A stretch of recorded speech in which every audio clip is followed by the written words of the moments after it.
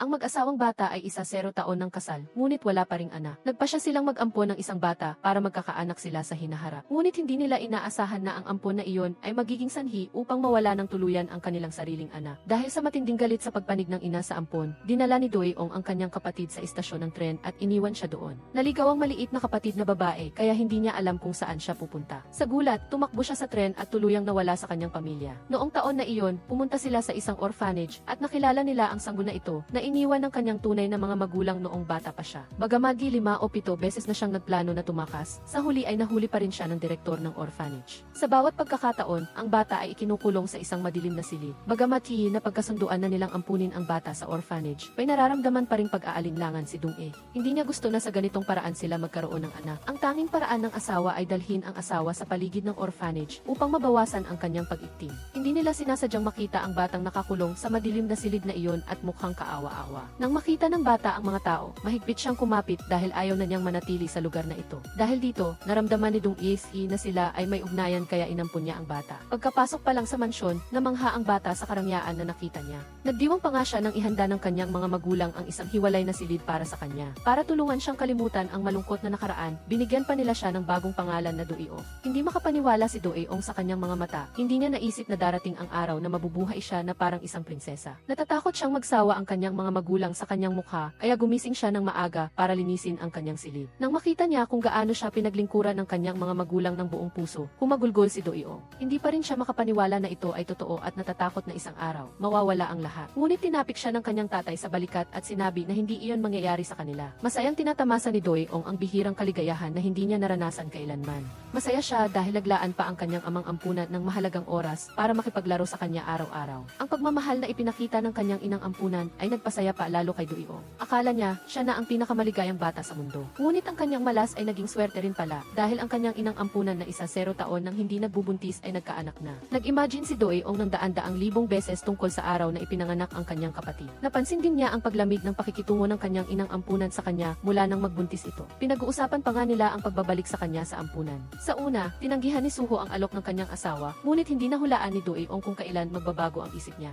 Naramdaman ni Doeong na laging nasa panganib siya at hindi siya tinantanan nito kahit isang araw. Simula noon, sinikap niyang pasayahin ang kanyang mga magulang para hindi siya itapon. Ipinagmamalaki ni Doeong sa kanyang inang ampunan ang kanyang unang 100 na puntos. Ngunit ang natanggap niya ay pagtanggi lang dahil masyado siyang maingay at nagising ang sanggol. Bumalik si Doeong sa kanyang silid at humagulgol ng matagal. Ang inggit ay unti-unting lumalaki na sa maliit na halaman na ito. Ang kanyang ina ay laging nag-aalala sa sanggol kaya naramdaman ni Doeong na parang nawawala siya. Kung mas iniiwasan siya ng kanyang ina, mas lumalapit si Doeong. Isang araw, habang si Jeong ay naglalaro ng fireworks sa parke. Ang matigas ang ulong kapatid ay hindi nakinig sa kanyang ate, kaya malubhang nasugatan siya sa kanyang baywang. Bagamat sinubukan siyang pigilan ni Doeong, hindi siya kumilos dahil takot siyang bugbugin ng kanyang ina. Hindi nagtagal ay nangyari rin ang kinakatakutan niya, pinagalitan siya ng kanyang inang ampunan. Inisip ni Dong-hee na sinadya niyang saktan ang kanyang kapatid. Sinabi ng mabait na si Doeong na hindi niya sinasadya at sinubukan niya siyang pigilan, ngunit hindi siya nakinig. Nandoon din ang kanyang amang ampunan, ngunit wala siyang masabi. Tinanong ni Dong-hee kung ano ang gagawin nila sa malaking pilat ng bata. Sinubukan ni Doeong na sabihin na pinigilan niya ang bata, ngunit wala itong epekto. Matigas din ang ulo ni Jeong at hindi siya nakinig sa anumang sinabi. Pinagtanggol pa rin ni Dong-hee ang kanyang anak na babae, sinasabing napakabata pa nito at walang alam. At trabaho ni Doeong na pigilan ang bata sa anumang panganib. Masyadong masama si Doeong sa kanyang ina na kung makipag-agawan siya ng laruan sa kanyang kapatid, siguradong masisira ito. Dahil sa sinabi niya, sinampal siya ng kanyang ina ng malakas. Nagsalita si Suho upang pigilan ang kanyang asawa na huwag nang manakit. Ngunit dahil sa tindi ng galit, pinalayas ni Dong-hee si Doeong.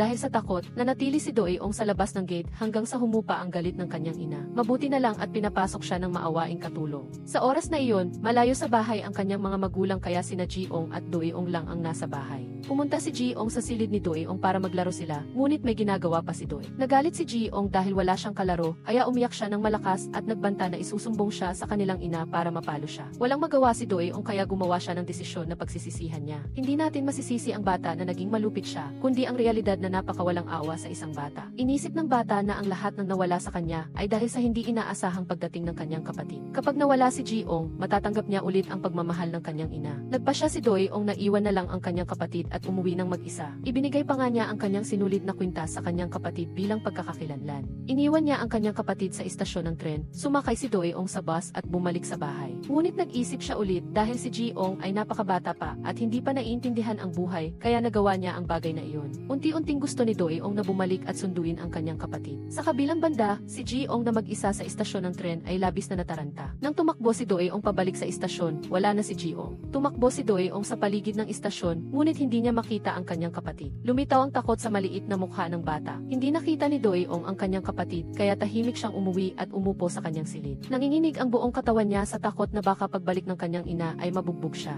Ang kasambahay, na hindi rin makita ang maliit na kapatid, ay nagtanong kay Do-eong. Sabi ni Do-eong, nasa kanyang silid lang siya at hindi niya nakita ang kanyang kapatid. Pagbalik ng mag-asawa mula sa kanilang biyahe, hindi nila nakita ang kanilang pangalawang anak na babae kaya tumakbo sila sa lahat ng dako upang hanapin siya. Labis silang nalungkot sa pagkawala ng kanilang sariling anak na pinapangarap nila ng maraming taon. Labis ding nagsisi si Do-eong sa kanyang ginawa. Makalipas ang 20 taon, si Do-eong ay naging isang sikat na editor. Siya ang kinatawan ng Kim Chai. Bukod pa rito, nakikipag-date pa siya sa isang mayamang anak mula sa Vietnam. Hindi baghi ito ang buhay na pinapangarap niya. Nang nasa pinakatuktok na siya, ang balita na narinig niya ay biglang nagpabagsak sa kanya. Nagbalik ang kanyang biological na ina upang kunin siya dahil malapit na siyang mamatay at gusto niyang umuwi ang kanyang anak. Bago siya mamatay, gusto niya siyang makita isang beses at tinanong siya kung maaari siyang pumunta doon. Para mahanap ang kanyang biological na ina, pumunta si Do-eong sa Hong Kong sa ilalim ng dahilan ng isang business trip. Sa wakas, natagpuan niya ang ina na 30 taon niyang hinahanap sa isang sirasirang silid. Isang pangungusap lang ng kanyang ina ang nagpaiyak kay Do-eong. Ipinaliwanag niya kung bakit niya siya iniwan. Lumabas na mayroon ding masaya at buong pamilya si Do-eong. Ngunit hindi pa nagtatagal pagkatapos siyang ipanganak, bigla na lang naglaho ang kanyang ama.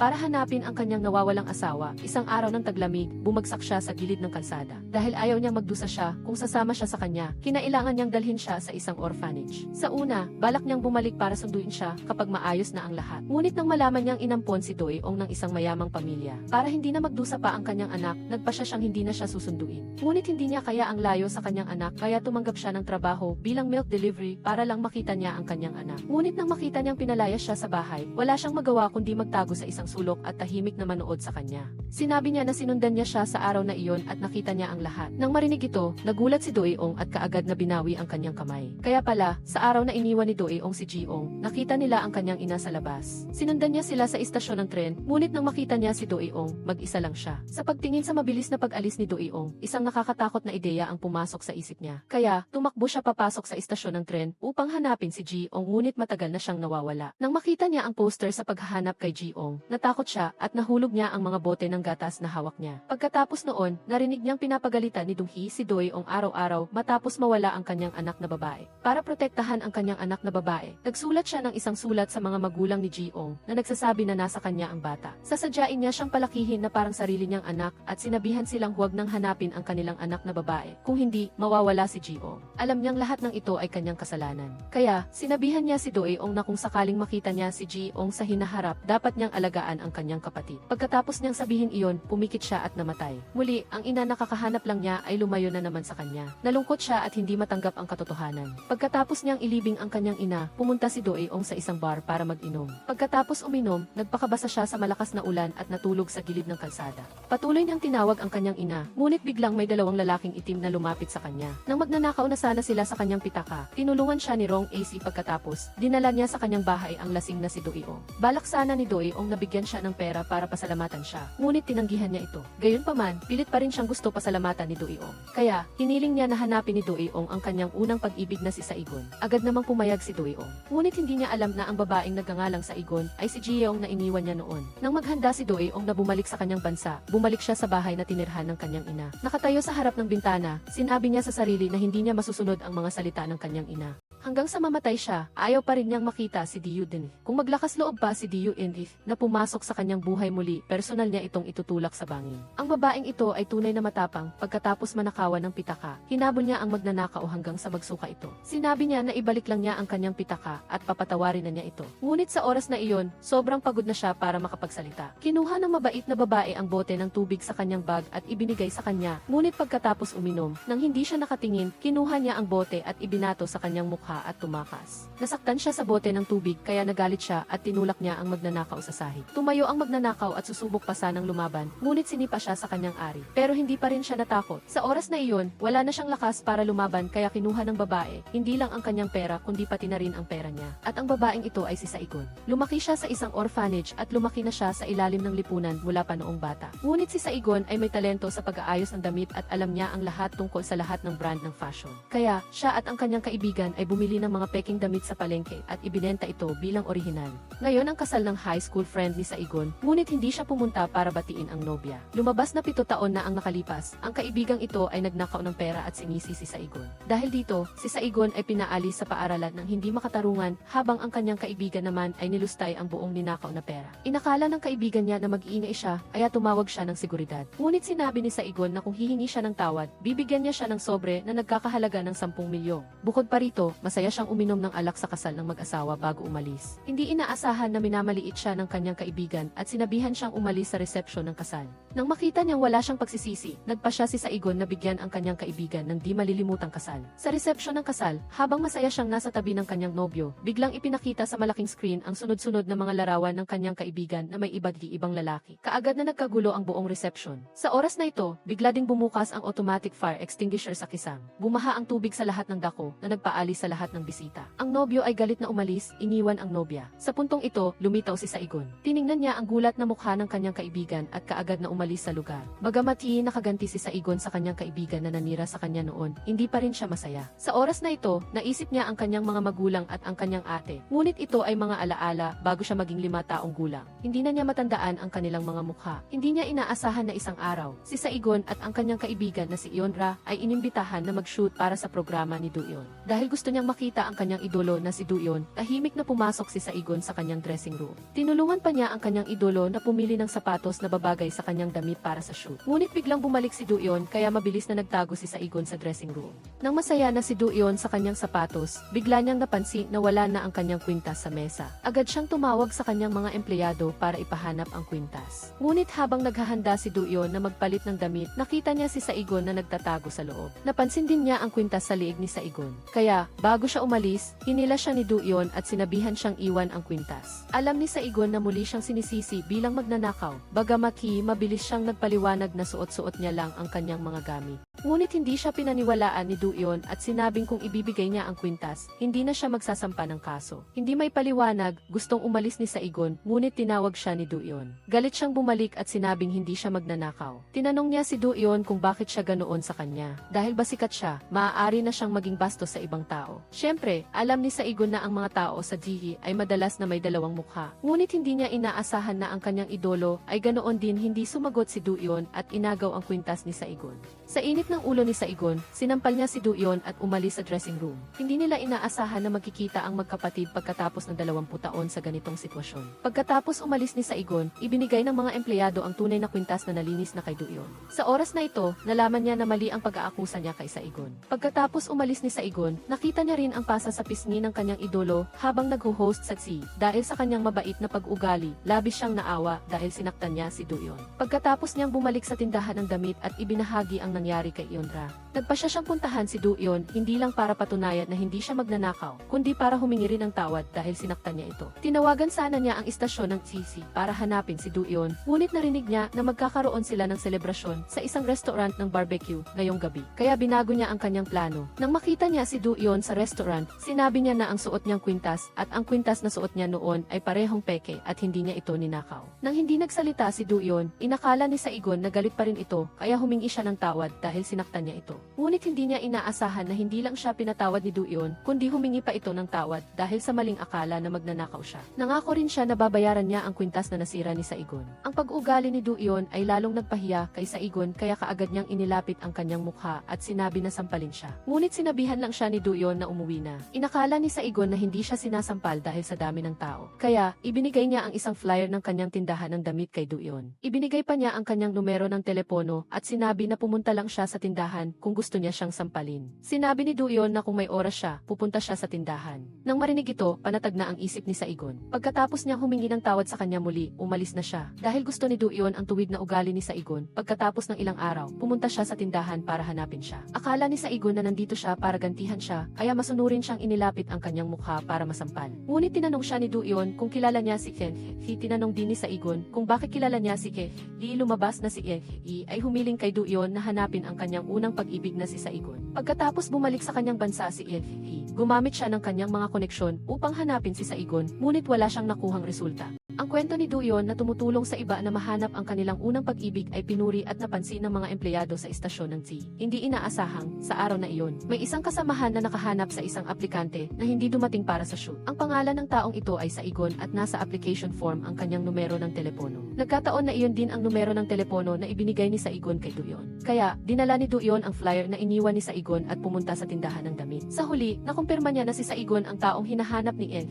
Matagumpay ding nakontak ni Saigon si He at sinabi sa kanya na bumalik na sa bansa upang hanapin siya. Nangako si He na magbubook siya ng pinakamalapit na flight pa uwi para makita ang kanyang matagal nang nawawalang matalik na kaibigan. Masayang niyaya ni Saigon si Duyon na mag-inom sa tindahan. Sa oras na iyon, tinanong siya ni Duyon kung bakit siya lumaki sa isang orphanage at sumagot si Saigon na hindi rin niya alam. Natatandaan lang niya na sa kanyang record, nakasulat na siya ay 5 taong gulang nang dumating siya doon. Tinanong ulit siya ni Duyon kung may natatandaan siya sa kanyang pamilya o mga magulang. Umiling lang si Saigon at sinabing wala siyang matandaan. Pagkatapos, sinabi ni Ionra na si Saigon ay karaniwang may napakagandang memorya. Ngunit nakapagtataka na hindi niya matandaan ang kanyang kabataan. Para matulungan si Saigon na maibalik ang kanyang alaala, madalas siyang hampasin ni Ionra ng kawali sa kanyang ulo, ngunit walang epekto. Naghahanda si Duyon para sa kanyang bagong programa at inalok niya si Saigon na sumali para hanapin ang kanyang biological na mga magulang. Hindi inaasahan na masyadong nalasing si Saigon kaya bumagsak siya sa mesa. Ngunit naramdaman ni Duyon na magiging sikat na paksa ang paghahanap ni Saigon sa kanyang mga biological na magulang. Kaya pumunta siya sa direktor upang ilagay ang kwentong ito sa programa. Kung swertehin, posibleng manalo pa ang kanilang programa ng pinakamahusay na TV show award. Gayunpaman, tumutol ang direktor sa alok na ito. Naramdaman niya na hindi dapat gamitin ang kahabag-habag na kalagayan ng iba para mapataas ang ratings. Hindi sumuko si Duyon at lumapit siya sa kanyang superior para sabihin na may malaking paksa siya na pwedeng makakuha ng award, kaya agad na pumayag ang kanyang superior. Kaya, sa huli, kinailangan ng direktor na tanggapin ang alok ni Duyon. Masaya siyang pumunta kay Saigon at sinabi sa kanya na sumali sa programa para hanapin ang kanyang biological na mga magulang.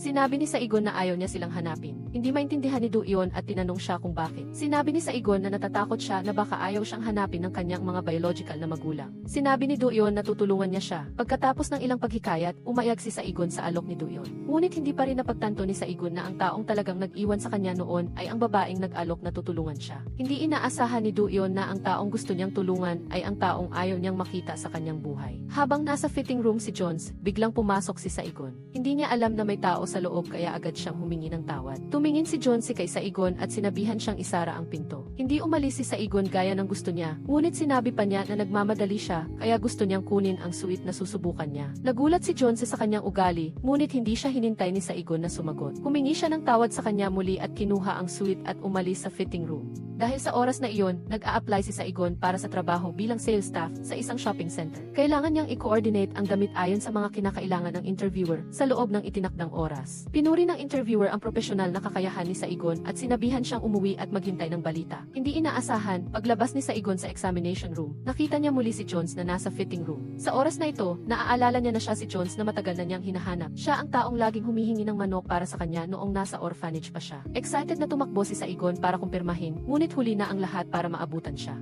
Ang oras na ito ay nagpaalala kay Saigon ng kanyang alaala noong siya ay 13 taong gulang. Sa unang pagkakataon na nakilala ni Jones si Saigon, nalaman niya na takot siya sa iniksyon kaya tinulungan niya siyang magtago sa nurse. Sa oras na iyon, interesado rin si Saigon sa violin na hawak ni Jones kaya pilit niyang tiningnan ang violin nito. Sinabi ni Jones na tutugtog siya ng violin para sa kanya pagkatapos siyang iniksyonan, ngunit mas gusto ni Saigon na huwag nang makinig sa violin kaysa magpa-iniksyon. Gayunpaman, habang tinutugtog ni Jones ang violin para sa mga bata sa orphanage, si Saigon na mag-isang nakaupo sa kanyang silid ay naakit at lumabas. Sa pagtingin sa pagtugtog ni Jones ng violin, gusto niya ang lalaking ito. Sa pangalawang pagkakataon na nakita ni Saigon si Jones, siya na ang unang lumapit at bumati sa kanya. Nang malaman niyang gustong magpunta sa kalapit na isla si Jones para kumuha ng litrato, nagboluntaryo si Saigon na maging guide niya. Nang makita ni Saigon na abala si Jones sa pagkuha ng litrato at hindi siya pinapansin, lumapit siya at hiniling na kuhanan siya ng litrato. Nang matapos ang pagkuha ng litrato, hiniling niya pa na ibigay sa kanya ang inimprentang litrato. Ang babaeng ito ay napakayabang at kayang saktan ang kanyang anak na na babae sa publiko. Nang maunawaan ni Du-Yuong ang intensyon ng kanyang ina, sinabi niya sa kanya na ang lahat ay pandilin lang lamang at pinayuhan siyang umuwi kung hindi pa siya tapos kumain. Ngunit inisip niya na ayaw ni Du-Yuong na bumalik si Ji-eong dahil gusto niyang makuha ang kanyang malaking kayamanan.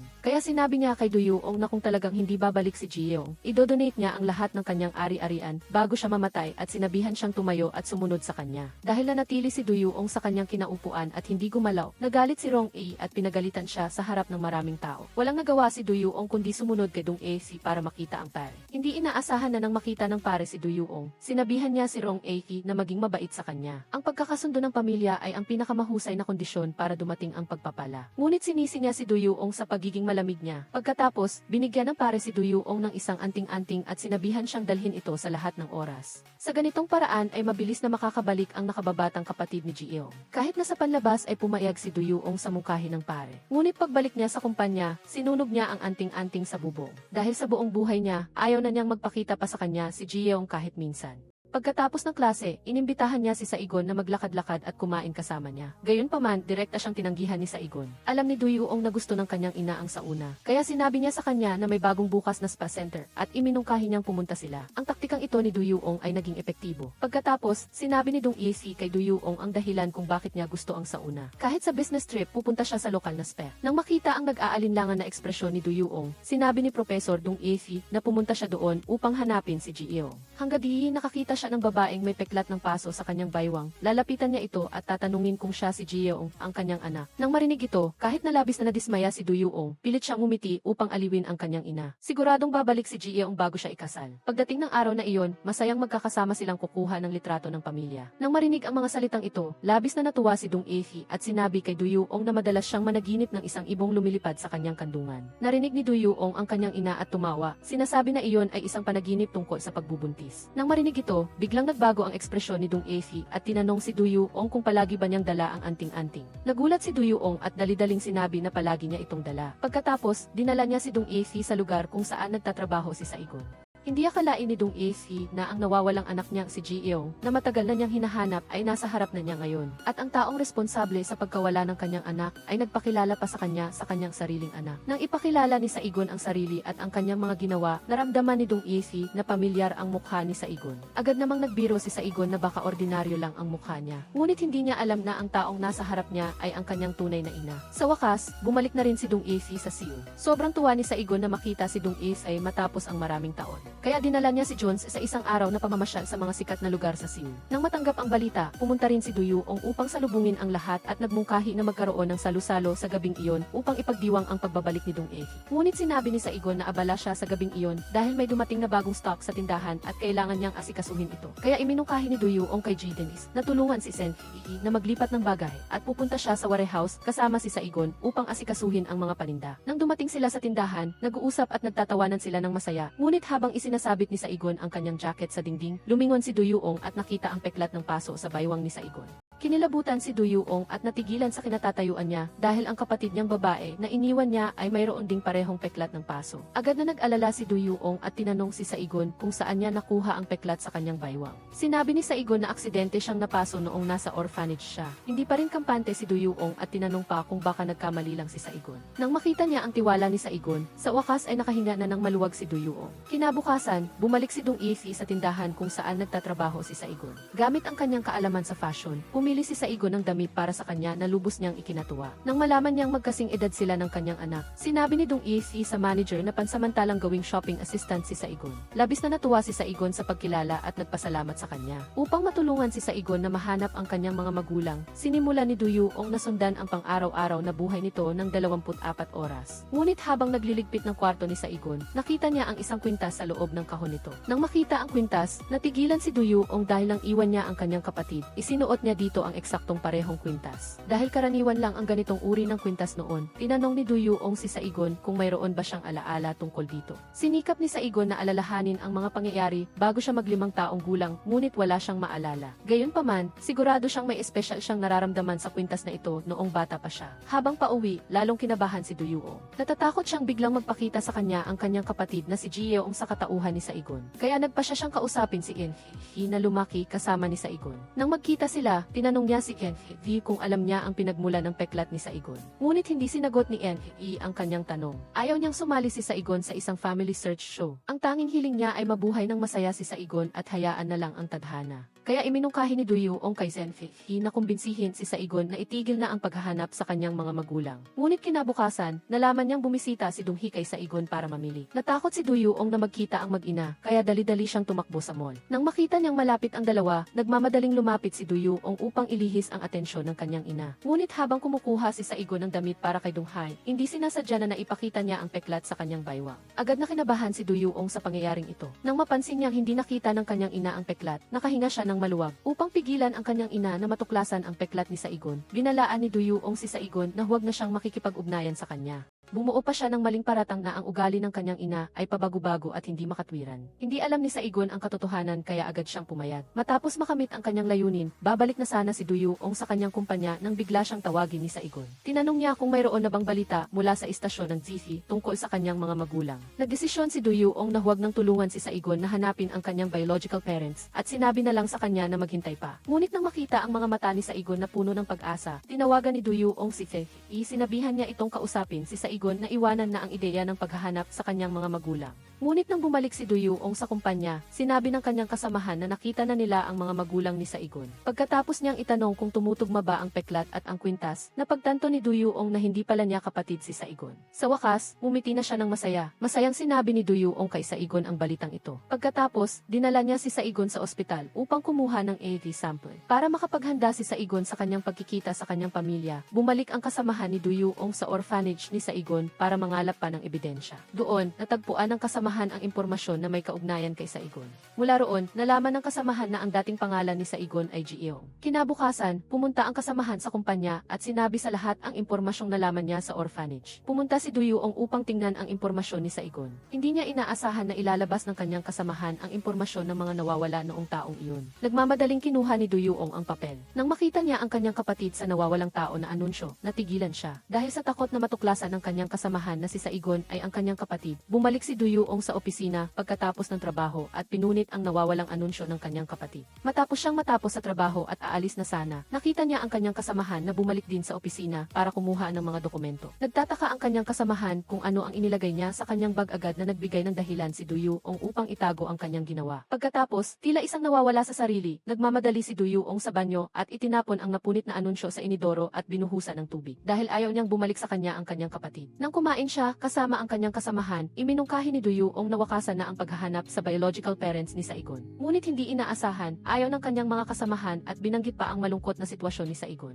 Walang nagawa si Duyuong kundi utusan ang lahat na ipagpatuloy ang paghahanap. Sa hindi inaasahang pagkakataon, kinabukasan ay pumunta ang babaeng napagkamalan na ina ni Saigon sa team ng programa. Sa tingin niya ay si Saigon ang nawawala niyang anak. Umaasa siyang mabilis niyang makikita si Saigon. Ngunit hindi pa available ang resulta ng AIR test. Umaasa si Duyuong na makakapaghintay pa siya ng kaunti. Ngunit dahil patuloy siyang nagmamakaawa, nagpa siya ang team na hayaan siyang makipagkita kay Saigon muna. Nang malaman ni Saigon ang tungkol dito, labis siyang natuwa kaya dali-dali siyang pumunta sa istasyon ng TV. Pagkatapos na maluha ang dalawang panig nang makita ang isa't isa, ang mag-ina ay umiyak at nagyakapan. Naantig ang pangkat ng programa sa tagpong ito. Hindi inaasahan na nahimatay ang ina dahil sa sobrang emosyon sa bisig ni Saigon. Pagkatapos nito, pumunta rin si Saigon sa ospital at nagpumilit na alagaan ang ina. Pumunta rin si Duyuong sa istasyon ng pulis. Umaasa silang dalawa na muling magsasagawa ng investigasyon sa pagkawala ni Gio. Pagkatapos, pumunta ang ama upang sabihin kay Duyuong ang tungkol sa paghiling na muling imbestigahan ang kaso. Umaasa siyang maririnig ang opinyon ni Duyuong. Hindi inaasahan, ginamit ni Duyuong ang dahilan na natatakot siyang masaktan ang kanyang mga magulang at tinutulan ang muling pag-imbestiga sa kaso. Kaya nagdesisyon ang ama na pag-isipan pa ito. Upang malaman kung si Saigon ba talaga ang kanyang kapatid. Pag-uwi niya ay nagboluntaryo si Duyuong na suklayin ang buhok ng kanyang ina. Pagkatapos, kumuha siya ng buhok ng kanyang ina. Kinabukasan, available na ang resulta ng FIV test. Ang babae at si Saigon ay walang kaugnayan sa dugo. Nagsimulang magsisi ang mga kasamahan dahil pinayagan silang magkita muna.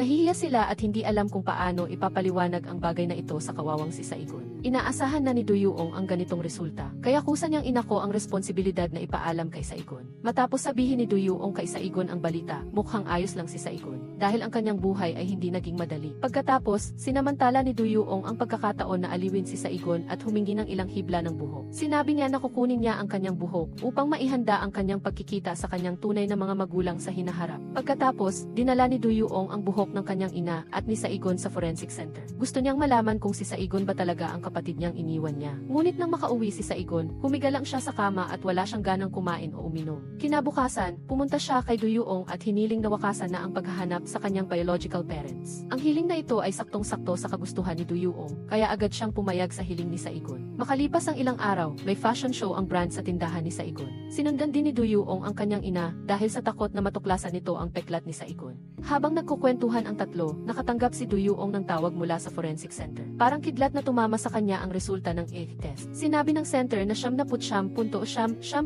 ang pagkakatugma ng AFE ng dalawa at siguradong magkadugo sila. Sa pamamagitan ng resulta ng AFE, nalaman niyang ang babaeng kausap ng kanyang ina ay ang kapatid na babae na iniwan niya dati. Dahil sa paglitaw ng kanyang kapatid, unti-unting naramdaman niyang kinamumuhian siya ng kanyang ina. Para makuha ang pagmamahal ng kanyang ina, sinadya niyang iwanan ang kanyang kapatid sa istasyon ng tren. Ngayon ay nalaman niyang ang kanyang kapatid ay nasa harapan ng kanyang ina. Unti-unti siyang natatakot. Natatakot siyang ang pagbabalik ng kanyang kapatid ay kukunin ang lahat sa kanya. Natatakot din siyang malaman ng kanyang kapatid na iniwan niya ito. Pagkatapos, pumunta si Duyuong sa forensic center upang kunin ang ulat na nagpapatunay na si Saigon ay ang kanyang kapatid na si Gio. Pagkatapos ay nagmaneho siya sa tabi ng ilog at pinunit ang test paper. Sa huli, bumalik si Duyuong sa fashion show at tiningnan si Saigon na abala sa trabaho. Wala siyang magawa kundi ang magdasal na sana ay hindi bumalik ang mga alaala ni Saigon. Ngunit nang sunduin ng ama si Dong Esi, nakita niya si Saigon. Naramdaman niyang pamilyar si Saigon. Nag-alala si Duyuong nang marinig niya ito. Nakatatakot na baka matuklasan ng ama na si Saigon ang kanyang anak. Hindi inaasahan na habang kumakain, biglang tinanong ni Junse si Duyuong kung bakit, sa kabila ng masamang pagtrato sa kanya ni Donghee, na madalas siyang saktan o sigawan, ay mabait pa rin siya sa kanyang ina. Sinabi ni Duyuong na noong bata pa siya, madalas siyang sunduin ng kanyang ina sa parke. At marahan siyang tinatawag para maghapunan, at pakiramdam niya ay napakabait ng kanyang ina. Pakiramdam niya ay mayroon din siyang kahanga-hangang ina tulad ng ibang mga bata. At mula noon, nagpasya siya na gaano man kasama ang pagtrato ng kanyang ina sa kanya, mamahalin pa rin niya ito ng buong puso at magiging mabait sa kanya. Dahil kahit ano pa man ang ina, siya pa rin ang kanyang ina. Nang marinig ito ni Donghee, naawa siya kay Duyuong. Tiningnan din niya ang kanyang sariling pagtrato kay Duyuong. Pag-uwi niya, kusa siyang pumunta sa kwarto ni Duyuong at tinanong kung maaari ba siyang suklayin ng buhok. Noong nakaraan, masarap sa pakiramdam ang pagsuklay ni Duyuong sa kanyang buhok. Labis na natuwa si Duyuong sa pagtitiwala ng kanyang ina. Ngunit habang tinatamasa ni Duyuong ang kanyang kaligayahan, binanggit ng kanyang ina ang tungkol sa kanyang anak na si Gio.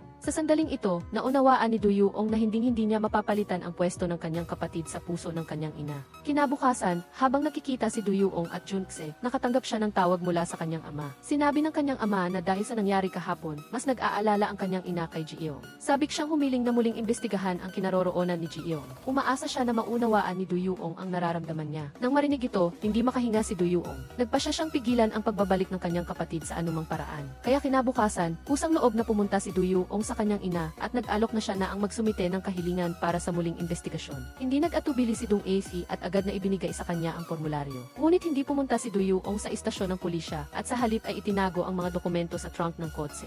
Upang maiwasan na matuklasan ng kanyang ina ang peklat sa baywang ni Saigon, nagmungkahi siya kay Saigon na magpatanggal ng peklat sa isang beauty clinic. Sinabi rin niya ang kasinungalingan na baka hindi magandang tingnan kung makikita ng mga customer ang peklat ni Saigon. Nang marinig ito, labis na naantig si Saigon, ngunit sinabi niya kay Duyuong na kailangan niyang panatilihin ang peklat. Dahil iniisip niya na sa hinaharap kapag hinahanap niya ang kanyang ina, baka makatulong ang peklat na ito. Nang hindi nagtagumpay ang kanyang plano, gumawa si Duyuong ng ibang plano. Habang tinutulungan siya ni Saigon sa pagpapalit ng damit, iminungkahi ni Duyuong na magpakasal si Saigon kay Genfi at manirahan sa ibang bansa. Ngunit sinabi ni Saigon kay Duyuong na itinuturing lang niya si Genfi bilang kapatid. Pagkatapos, sinabi ni Saigon kay Duyuong na naaalala niya noong bata pa siya na sumakay siya sa bus kasama ang kanyang kapatid na babae papunta sa isang napakalayong lugar. Takot na takot si Duyuong at tinanong si Saigon kung saan sila pumunta. Ngunit kahit anong gawin ni Saigon ay hindi niya maalala. Dahil sa insidenteng ito, napagtanto ni Duyuong na unti-unting bumabalik ang mga alaala ni Saigon. Tanging dasal na lang ang magagawa niya na sana ay manatiling nakabaon ang ang mga alaalang iyon ni Saigon. Ngunit hindi niya inaasahan na kinabukasan, habang tinutulungan siya ni Dong AC sa pagpaparking, natuklasan nito ang formularyo para sa muling investigasyon sa likod ng trunk ng kotse. Pagkakita pa lang ni Du Yuong sa tagpong ito ay natakot na siya.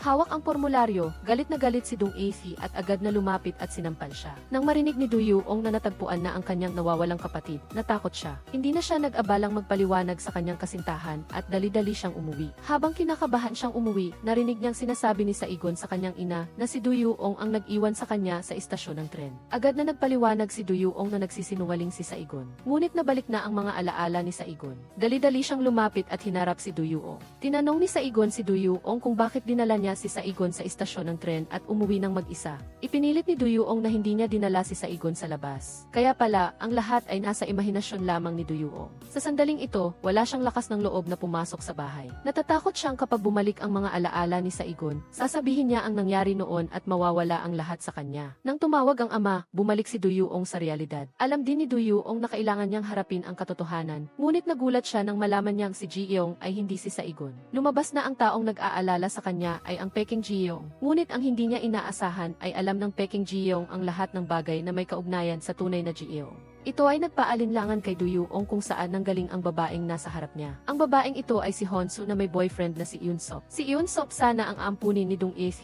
noong taong iyon, ngunit kinuha ni Du Yuong ang pagkakataong iyon. Ang insidenteng ito ay ganap na nagbago sa buhay ni Yoon Sop. Pagkatapos, nakipag-away si Yoon Sop at nakulong. Pagkatapos niyang makalaya sa kulungan, naging mahirap siya. Ito ay nagpalaki ng galit niya kay Du Yuong dahil sa pagkuha nito sa kanyang pagkakataon. Ngunit upang mabayaran ang kanyang malaking utang sa sugal, kailangan niyang makipagkita kay Du Yuong upang humiram ng pera. Agad na tinanggihan ni Du Yuong ang hiling ni Yoon Sop.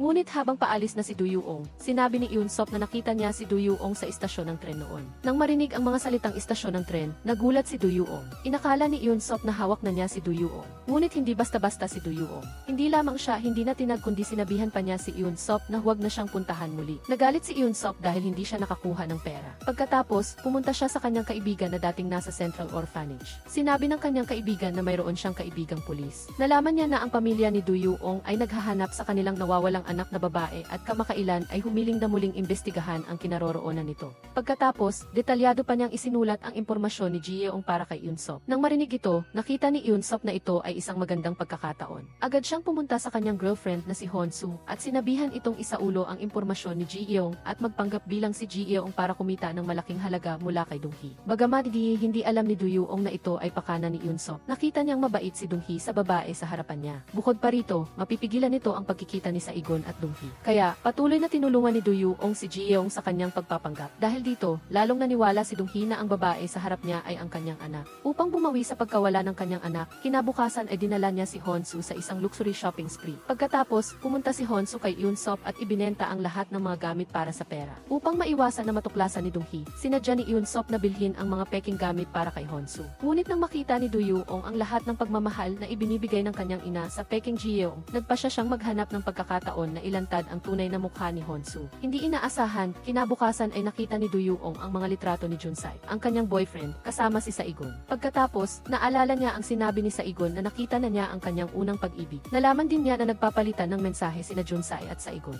Dahil sa takot na matuklasan ng kanyang ina ang pag-iwan niya sa kanyang kapatid sa istasyon ng tren, nagpasya si Du Yuong na gawing tunay na kapatid ang peking kapatid. Ginawa pa niya ang peking resulta ng health test. Nang akala ni Du Yuong na nagtagumpay ang kanyang plano, nakita niya ang peking kapatid at si Yoon Sop na magkasama. Sa sandaling ito, napagtanto ni Du Yuong na ang paglitaw ng peking kapatid na ito ay plano ni Yoon Sop. Kaya, naging mapagbantay si Du Yuong. Una, nalaman niya na nawawala ang relo na binili ng kanyang ina para sa peking kapatid. Pagkatapos, natuklasan niya sa kanyang bag ang isang lumang pahayagan mula 20 taon na ang nakakaraan. Ito ay labis na nagpatakot sa kanya dahil mayroong itim at puting litrato sa pahayagan. Ang litratong iyon ay kuha mismo nang itinatapon niya ang kanyang nakababatang kapatid na babae. Pagkatapos na hindi magtagumpay si Yoon Sop na i-blackmail si Du Yaong, ipinadala niya ang lumang pahayagan na ito sa nobyo ni Du Yaong. Pumunta si Saul para maghatid ng damit kay Junse at hindi sinasadyang makita ang lumang pahayagan. Nang makita niya ang litrato nilang magkapatid, nagsimulang lumabas ang mga alaala na matagal nang nakabaon sa isip niya. Habang sinusubukan ni Saul na alalahanin ang lahat, naputol siya sa pagdating ni Junse. Sa puntong ito, naalala ni Saul na mayroon pa siyang kailangang gawin sa tindahan kaya umalis siya sa silid ni Junse. Pagkatapos, tinawagan ni Yoon Sop si Junse. Sinabi na siya ang kumuha ng litrato, kaya tinanong ni Junse kung bakit niya kinuha ang litratong iyon. Sinabi ni Yoon Sop kay Junse na tingnan ng mabuti ang litrato. Ang bata sa litrato ay si Doyaong noong bata pa siya. At ang bata sa tabi niya ay ang nakababatang kapatid na babae ni Doyaong. Walang naintindihan si Junse kaya sinabi niya kay Yoon Sop na maging direkta na. Ngunit sinabi ni Yoon Sop na itanong niya mismo sa kanyang nobya at pagkatapos ay binaba niya ang tawag. Nang dumating si Doyaong sa bahay ni Junse, kinuha ni Junse ang litratong kuha ni Yoon Sop at ibinigay kay Doyaong. Nang makita ni Doyaong ang litrato nilang magkapatid sa istasyon ng tren, biglang namutla ang kanyang mukha. Na-curious si Junse kaya tinanong niya kung nakita na niya ang litratong ito noon. Naging maayos si Doyaong at sinabi ang lahat ng gulo sa pagitan niya at ni Yoon Sop kay Junse. Kinuwento rin niya na pagkatapos niyang makalaya sa bilangguan ay nagtangka siyang i-blackmail siya. Bawat detalye ay sinabi niya. Tanging ang tungkol sa litrato ang hindi niya nabanggit. Gusto sanang magsumbong ni Junse sa pulisya pero sinabi ni Doyaong na huwag na lang masyadong bigyan ng pansin at sinabihan pa siya na huwag nang pansinin ang taong iyon sa susunod. Kinabukasan, muling nakipagkita si Yoon Sop kay Doyaong. Pagkatapos ng kanilang pagkikita, ikinuwento niya ang lahat. Ang tungkol sa pag-iwan niya sa kanyang nakababatang kapatid na babae noong taong iyon, gusto niyang gamitin ito para i-blackmail si Doyaong. Ngunit hindi basta-basta si Doyaong, diretsahan niyang itinanggi at sinabing hindi siya ang nasa litrato. Sinigawan pa niya ito na parang isang asong kalye na lang siya ngayon. Sinabi na kung wala talaga siyang pera para sa pagkain, bibigyan siya nito ng kaunting pera. Ang mga salitang ito ni Doyaong ay labis na nagpagalit kay Yoon Sop. Nagpasya siyang pagbayarin si Doyaong para sa kanyang ginawa. Kinabukasan, habang pauwi na si Doyaong, nakita niya muli ang mga litratong iyon sa kotse. Labis siyang nataranta at dali-daling pinunit ang mga litrato. Pagkatapos ay nakatanggap pa siya ng tawag mula kay Yoon Sop. Umaasa siyang pag-isipan niya ang lahat ng ginawa niya pagkatapos nilang magbaba ng tawag. Hindi rin niya nakalimutan na babalaan si Doyaong na ang mga nangyayari sa araw na iyon ay simula pa lamang. Samantala, si Saul naman ay inutusan ng kanyang manager na maghatid ng mga gamit kay Dongwoo. Pagkatapos, sinundan ni Saul ang address papunta sa bahay ni Professor Choi. Ngunit nang makita niya ang pamilyar na pinto, bigla siyang nakarinig ng pamilyar na mga tunog sa kanyang isip. Ang mga salita ng kanyang ina at ate ay patuloy na lumalabas sa kanyang isip. Ang bahay na ito ay nagbigay sa kanya ng isang pamilyar na pakiramdam, pamilyar na sala, pamilyar na mga gamit. Kahit na gusto ng katulong na maghanap ng isang bagay, madali itong makita ni Saul para sa kanya. Ang mga alaala kasama ang kanyang ina at ate ay unti-unting lumalabas sa isip ni Saul. Napagtanto niya na ang bahay na ito ay posibleng ang bahay na tinirhan niya noong bata pa siya. Pagkatapos ay umakyat siya sa itaas at nang makita ang pamilyar na pasilyo at larawan, natagpuan ni Saul ang eksaktong kwarto niya. Excited siyang binuksan ang kanyang aparador at nakita na puno pa rin ito ng mga damit niya noong bata pa siya. Sigurado na ngayon si Saul na ito ang kanyang bahay. Si Dongwoo na katatapos lang maligo ay lumabas at nakita ang eksena at agad siyang sinigawan. Sinaway siya kung bakit siya basta-basta na lang pumasok sa kwarto ng kanyang anak na babae. Hindi pa nakakapagpaliwanag si Saul ay bastos siyang pinalabas ni Dongwoo sa kwarto. Sa puntong ito, walang maisip si Saul at umupo na lang sa hagdanan. Akala naman ni Dongwoo na lasing siya kaya pumunta sa kanilang bahay. At ipinahayag pa niya na maghahain siya ng reklamo sa kumpanya dahil sa hindi makatuwirang pag-ugali ni Saul. Gusto sanang magpapansin ni Saul kay Dongwoo, ngunit hindi siya binigyan ng pagkakataon. Kaya, kinailangan ni Saul na bumalik sa kumpanya. Biglang bumalik ang kanyang alaala, nagkaroon siya ng mataas na lagnat na hindi bumababa at sa huli ay nahimatay habang nagbubuhat ng mga gamit. Sa sandaling ito, naalala ni Saul ang lumang pahayagan na iyon at malabo niyang naaalala na magkasama sila ng kanyang ate sa istasyon ng tren. Sinabi ng kanyang ate na maghintay siya sa kinatatayuan niya at huwag umalis, ngunit dahil sa takot ay nauna siyang sumakay sa tren. Umaasa si Saul na makita muli ang litratong iyon, kaya nagpumilit siyang pumunta kay Junse. Hindi niya inaasahan na pagdating niya sa opisina ni Junse ay nawalan siya ng malay. Habang nakahiga si Saul sa sofa sa opisina ni Junse, dumating si Doyaong para hanapin siya at nakita niya ang eksenang ito. Nagsiselos siya at kinwestiyon si Junse kung bakit naroon si Saul at ang kanilang pag-aaway ay nakapagpagising kay Saul. Nagtanong si Saul kung maaari niyang tingnan muli ang itim at puting litrato sa lumang pahayagan. Nang marinig ni Doyaong na binanggit niya ang litrato, nataranta siya at dali-daling sinabing nawala na niya ito. Pagkatapos ay pinagsabihan pa niya si Saul na huwag basta-basta maghanap kay Junse. Anya, hindi magandang makita ng mga tao ang ganoong eksena kaya umalis na rin si Saul sa opisina ni Junse. Habang nalulungkot si Saul dahil hindi niya nakita ang litrato. Pagkatapos ay nakipagkita si Doyaong kay Saul at tinanong siya kung nakita na niya noon ang litratong iyon. Nag-aalala si Saul at sinabing hindi niya maalala ng maayos. Tila nakita niya ang eksena sa litrato noong bata pa siya, bago siya nawala sa kanyang pamilya. Walang hiya si Doyaong na sinabing isa lang iyon na ordinaryong litrato ng tanawin at nadismaya si Saul nang marinig iyon. Pagdating ng gabi, umuwi si Doyaong at sinabi ng kanyang ina ang ginawa ni Saul noong araw na iyon. Nagdududa pa nga siya na may ay kinuha si Saul sa bahay at pinayuhan niya si Duyaw na layuan si Saul. Dahil gusto niyang mas magalit ang kanyang ina kay Saul, nag-imbento si Duyaw ng mga kasinungalingan laban kay Saul. Sinabi niya na ninakaw daw niya ang kwintas sa dressing room ng istasyon ng telebisyon. At noong high school pa si Saul, ninakaw daw niya ang pondo para sa field trip ng klase. Dahil dito, nagkaroon ng napakasamang impresyon si Dong-gu kay Saul. Gustong kumpirmahin ni Saul ang katotohanan, kaya tinanong niya ang isang malapit na kliyente ni Dong-gu. Tinanong niya kung may nawawala siyang anak na babae at sinabi ng kliyente na chismis lang iyon. Dahil hindi kailanman inamin ni Dong-gu na nawala ang kanyang anak na babae. Kaya, nagpumilit si Saul na makipagkita kay Dong-gu para alamin ang katotohanan, ngunit hindi niya inaasahan na makita niya ang kanyang amo na nasa business trip. Nang makita ni Saul ang eksenang ito, naging emosyonal siya at tinawag ang pangalan ng kanyang pamilya ng sunod-sunod. Ang kanyang ama ay si Suho, ang kanyang ina ay si Dong-gu, ang kanyang ate ay si Duyaw, at siya ay si Jiyaw. Pagkaalis ni Suho, lumapit si Saul at pinindot ang doorbell. Nang makita ni Duyaw sa loob ng bahay na siya ang dumating, dali-dali niyang pinindot para patayin ang screen ng doorbell. Inarang niya si Saul sa harap ng pinto ng bahay. Gusto sanang maghanap ni Saul ng dahilan para makausap si Dong-gu. Ngunit nagsinungaling si Duyaw at sinabing wala siya sa bahay. Alam ni Saul na nasa bahay si Dong-gu, ngunit wala siyang lakas ng loob na ilantad ang kanyang kasinungalingan, kaya umalis siya na parang nawawala sa sarili. Nang bumalik si Duyaw, tinanong siya ni Dong-gu kung sino ang kausap niya sa harap ng pinto. Nagsinungaling siya na may mag-asawa na nagtatanong lang ng direksyon, kaya muling pinalampas ni Dong-gu ang pagkakataon na makilala ang kanyang anak na babae. Pagkatapos ng ilang araw, pumunta si Saul para makipagkita kay Junse at narinig niya mula dito na ang nawawalang anak na babae ni Dong-gu ay nawala talaga. Ang bagay na ito ay nagpatibay sa paniniwala ni Saul na si Dong-gu ang kanyang ina. Kaya, nagpadala siya ng mensahe kay Duyaw para magkita sila mamayang gabi. Sa kanilang pagkikita, sinabi ni Saul kay Duyaw na siya si Jiyaw. Nang marinig iyon, namutla ang mukha ni Duyaw. Sinabi ni Saul sa kanya ang tungkol sa peklat sa kanyang balakang at ang bawat maliit na detalye noong kasama pa niya ang kanyang ate. Sa puntong ito, nanginginig na ang mga kamay ni Duyaw at pilit na tumatawa na sinabing hindi niya maalala ang mga sinasabi ni Saul. Pagkatapos, binanggit ni Saul ang tungkol sa kanilang pagpunta sa istasyon ng tren. Muling nagpanggap na inosente si Duyaw at sinabing hindi niya maintindihan ang sinasabi niya. Kaya, nagmakaawa si Saul na payagan siyang makipagkita kay Dong-gu para mag-usap ng mas malinaw. Sumang-ayon si Duyaw, ngunit pag-uwi niya, sinabi niya sa kanyang ina na maraming manloloko ngayon na nagpapanggap ng mga nawawalang miyembro ng pamilya at sinabihan niya ang kanyang ina na huwag maniniwala sa mga taong iyon. Kinabukasan, nakipagkita ang kaibigan ni Dong-gu sa kanya at sinabi na palaging nagtatanong si Saul tungkol sa kanyang nawawalang anak na babae. Mas lalong nagkaroon ng matinding galit si Dong-gu kay Saul, kaya pumunta siya sa manager ni Saul. Nagreklamo siya na pumunta si Saul sa kanilang bahay at naghalungkat at nagtatanong din tungkol sa pribadong buhay ng kanilang pamilya. Labis na ikinatuwa ni Saul na makita si Dong-gu na pumunta doon, ngunit hindi siya nito gustong makita kaya tumayo siya at umalis agad. Mabilis na nagtanong si Saul kung hindi ba siya pumunta doon para hanapin siya matapos marinig ang sinabi ng ate niyang si Duyaw. Malamig na lumingon si Dong-gu at tinanong siya kung ang tinutukoy niya ba ay ang pagkuha niya ng kwintas sa dressing room ng istasyon ng telebisyon o ang pagkuha niya ng pondo sa field trip ng klase noong high school at kinwestiyon pa siya kung ano pa ang gusto niyang nakawin sa kanilang bahay. Hindi inaasahan ni Saul na ganito siya, kamali ang pagkakaintindi ni Dong-gu sa kanya, kaya kikitin ng kanyang tawagan si Duyaw para tanungin kung ano ba talaga ang nangyari. Hindi niya inaasahan na nang makita ni Duyaw na tumatawag siya, hindi lang niya hindi sinagot ang tawag kundi inalis pa niya ang baterya ng telepono.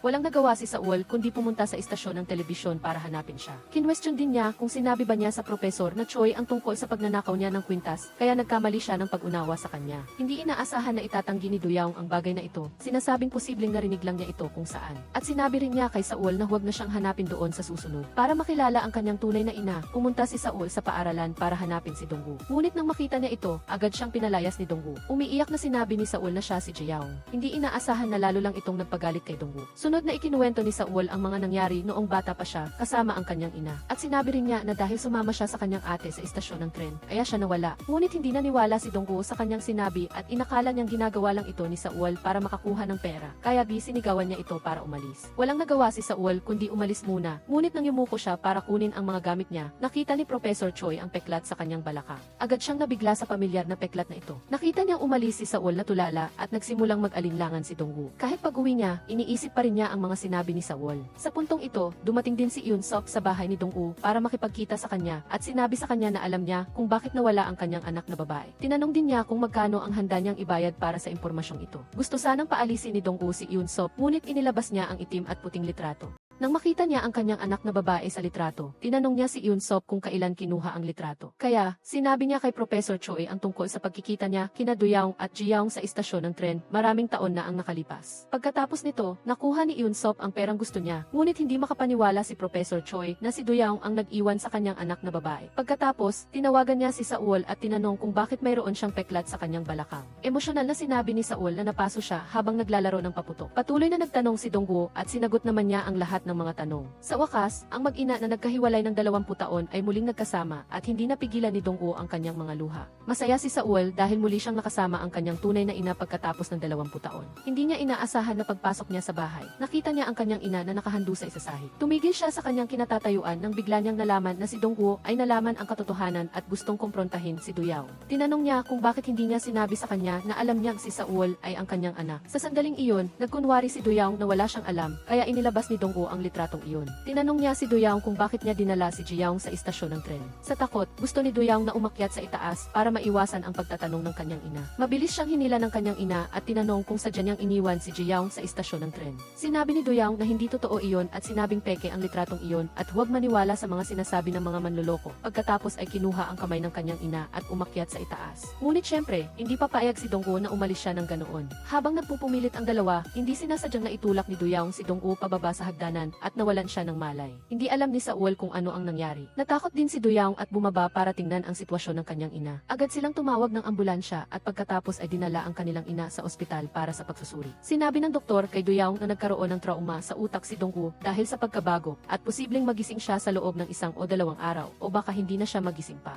Akala ni Saul na malapit na niyang makilala ang kanyang tunay na ina, ngunit hindi pa man sila nagkakakilala, nawalan na ng malay ang kanyang ina. Mahigpit niyang hinawakan ang kamay ng kanyang ina at umiiyak. Natakot si Doyoung na kapag nagising ang kanyang ina ay makikilala nito si Saul, kaya sinigawan niya ito na umalis. Patuloy na tinawag ni Saul ang kanyang ate at nagmakaawa kay Doyoung na hayaan siyang manatili para alagaan ang kanyang ina. Ngunit nagkunwari si Doyoung na hindi niya ito naririnig at pinilit na paalisin si Saul sa kwarto ng pasyente. Upang maiwasan na makipag-ugnayan si Saul sa kanyang ina, kumuha pa siya ng security guard para bantayan ang pinto at pigilan siyang dumalaw. Gustong mapalapit ni Saul sa kanyang ina, kaya nagmakaawa siya kay Doyoung na sabihin sa security guard na papasukin siya sa kwarto ng pasyente. Ngunit tinanggihan niya si Saul, sinasabing kailangan ng kanyang ina ng pahinga. Sa kabilang banda, pumunta si Eun-sop para makipagkita kay Junse at sinubukang gamitin muli ang pag-iwan ni Doyoung sa kanyang nakababatang kapatid na babae para mang-blackmail. Sa puntong ito, nagduda si Junse tungkol sa pinagmulan ng litrato, kaya kinuwento ni Eun-sop sa kanya ang tungkol sa pagkikita niya kay Doyoung noong taong iyon. Sinabi niya na nakita niya si Doyoung na kasama ang isang batang babae sa istasyon ng tren noong Pebrero 13, 1988. Iyon din ang araw na iniulat ni Dongwoo na nawawala ang kanyang anak na babae at ang pahayagan na mailitrato na ito ay inilathala kinabukasan. Para makumbinsi siyang maniwala, sinabi niya kay Junse na maaari siyang pumunta sa ampunan para kumpirmahin. Gusto rin ni Junse na alamin ang buong katotohanan, kaya gumamit siya ng dahilan na gusto niyang mag-donate ng pera sa ampunan para makipagkita sa direktor. Sa wakas, nakuha niya ang notebook noong taong iyon mula sa direktor at pagkatapos ay tiningnan ni Junse ang petsa na sinabi ni Eun-sop. Nang makita niya ang pangalan ni Eun-sop sa notebook, sa wakas ay naniwala siya sa sinabi nito. Pagbalik, ibinigay ni Junse ang pera para sa pagpapaalis kay Eun-sop at sinabihan siyang huwag na niyang guluhin si Doyoung. Agad namang lumiwanag ang mukha ni Eun-sop nang makita ang pera at sumang-ayon sa alok. Pagkatapos ay nakipagkita si Junse kay Doyoung, umaasa na maging tapat siya sa kanyang pamilya tungkol sa kanyang mga pagkakamali. Nangako pa nga siya na palagi siyang nasa tabi ni Doyoung at susuportahan siya. Ngunit hindi lang niya hindi inamin ang kanyang mga pagkakamali. Nagalit pa siya kay Junse dahil hindi siya naniwala sa kanyang sinasabi noon. Walang magawa si Junse kundi sumuko at magkunwaring walang nangyari. Galit naman si Doyoung at nakipagkita kay Jongwoo. Pagkatapos siyang payuhan ni Jongwoo, nagdesisyon siyang aminin ang kanyang mga pagkakamali. Kaya, pumunta si Doyoung para makipagkita kay Saul nang may pag-aalinlangan. Ngunit nang handa na siyang maging tapat kay Saul, dumating ang nurse at sinabing gising na si Dongwoo. Natatakot at nag-aalala naman si Doyoung dahil sa paggising ng kanyang ina. Hindi niya inaasahan na bagaman gising na si Dongwoo, ang kanyang alaala ay nanatili lamang bago ipanganak si Saul. Sa sandaling ito, si Doyoung lang ang tanging anak na babae sa isip niya. Nang makita niya si Saul na umiiyak sa tabi niya, itinuring niya itong isang estranghero. Napagtanto ni Doyoung na marahil ay nawala ng alaala si Dongwoo. Kaya, hindi lamang niya hindi inamin ang kanyang mga pagkakamali kay Saul. Ngunit tinawag pa niya ang security guard para paalisin si Saul sa kwarto ng pasyente. Hindi maintindihan ni Saul kung bakit siya nakalimutan ng kanyang ina. Kaya, gusto niyang pumasok at magtanong, ngunit hinarang siya ng security guard sa labas ng pinto. Malamig na nanatili si Doyaong sa tabi at pinanood ang lahat ng nangyayari. Nang humingi ng tulong si Saul sa pamamagitan ng kanyang mga mata, walang pakialam siya sa pagmamakaawa ng kanyang nakababatang kapatid na babae at pumasok na lang sa kwarto ng pasyente. Iniwan si Saul na tulala at nag-aalala sa kanyang kinatatayuan. Pagkaalis sa ospital, si Doyaong na lang ang nasa isip ni Dongwoo. Hindi na niya naalala ang kanyang tunay na anak na babae na nawala 20 taon na ang nakalipas. Hindi na talaga kinaya ni Saul ang pagkabigla, kaya yumuko siya at umiyak ng mahina. Nag-aalala si Doyaong kaya dali-dali siyang lumapit upang aliwin si Saul. Sinabi ni Saul kay Doyaong na hindi na siya maalala ng kanyang ina at kahit ang kanyang ate ay hindi na naniniwala sa kanya. Kaya, nakipagkita si Dongwoo kay Doyaong, umaasa na matutulungan niya si Saul na makita ang kanyang ina. Kaya naman nagsimulang magreklamo si Doyaong kay Dongwoo na hindi niya iniisip ang kanyang nararamdaman. Pagkatapos ay hindi niya napinansin si Dongwoo at umalis. Habang hindi maintindihan ni Saul kung bakit naging ganoon ang kanyang ate, bigla niyang naalala si Yoon-suk na nagbigay sa kanya ng litrato. Marahil ay makakuha siya ng impormasyon mula sa kanya, kaya nakipagkita si Saul kay Yoon-suk. Nang makita niya ang litrato, nagmakaawa siya kay Yoon-suk na sabihin sa kanya ang lahat ng alam nito. Ngunit tinanggihan ni Yoon-suk ang kanyang hiling at sinabing mayroon na siyang napagkasunduan sa ibang tao, kaya hindi niya maaaring ibunyag ang bagay na ito. Agad na nagalit si Saul at hinawakan ang kwelyo ni Yoon-suk at sinabihan siyang sabihin ang katotohanan. Hindi naintindihan ni Yoon-suk kung bakit gustong malaman ni Saul ang tungkol sa litrato. Kaya, sinabi ni Saul sa kanya na siya ang batang babae sa litrato. Nang marinig ni Yoon-suk na may pagkakataon siyang maghiganti kay Doyaong, agad niyang ibinunyag ang lahat ng alam niya kay Saul. Nagdagdag pa siya ng gasolina sa apoy at tinanong si Saul kung sinadya ba siyang iwan ni Doyaong sa istasyon ng tren. Sinabi ni Saul na umaasa siyang hindi iyon ang nangyari at hindi siya naniniwala na magagawa iyon ng kanyang ate. Nang tanungin siya ni Yoon-suk kung bakit, sinabi ni Saul na kung ginawa iyon ng kanyang ate sa kanya, hindi niya ito mapapatawad. Pagkatapos, pumunta si Saul para makipagkita kay Doyaong at tinanong siya kung bakit hindi niya sinabi sa kanilang mga magulang na dinala niya siya sa istasyon ng tren. Kung sinabi iyon ni Doyaong sa kanilang mga magulang noon, hindi sana nawala si Saul sa loob ng 20 taon. Ngunit patuloy na itinanggi ni Doyaong na hindi siya kailanman pumunta sa istasyon ng tren. Sinubukan ni Saul na bigyan si Doyaong ng pagkakataong aminin ang kanyang pagkakamali. Gusto lang niyang muling makasama ang kanyang ina na nawala sa loob ng 20 taon. Ngunit hindi nagbago si Doyaong at patuloy na nagsinungaling na hindi siya kailanman pumunta sa istasyon ng tren. At kahit na si Saul talaga ang kanyang nawawalang kapatid na babae, nawala siya habang naglalaro malapit sa bahay, hindi sa istasyon ng tren. Sa puntong ito, lubusang nadismaya si Saul kay Doyaong at nagbitiw pa ng malupit na babala sa kanya. Sinabi niya na tiyak na hindi niya siya madaling mapapatawad. Pag-uwi niya, umupo si Saul sa harap ng salamin at sinuklay ang kanyang buhok at unti-unting lumungkot ang kanyang mga mata. Napuno na ang kanyang puso ng pagnanais na maghiganti. Kinabukasan, pumunta si Doyaong sa tindahan ni Saul para kunin ang naayos na damit. Ngunit nakita niya na suot ni Saul ang kanyang damit. Malamig na tumingin si Saul kay Doyaong at sinabi na sigurado siyang masaya siya sa mga panahong wala siya. Kung wala siya, makukuha niya ang lahat ng pagmamahal at wala nang masasaya pa doon. At ngayon, tiyak na mas masaya siya dahil hindi na siya naaalala ng kanilang ina. Ngunit ngayon, ang gusto lang malaman ni Saul ay kung bakit nagawa iyon sa kanya ng kanyang ate noon. Harap-harap ang inihayag ni Saul na maghihiganti siya kaya pinili ni Doyaong na pansamantalang lumayo. Ngunit sa puntong ito, natatakot na si Doyaong at nalito na at kahit sa elevator ay mali pa ang kanyang napuntahang direksyon.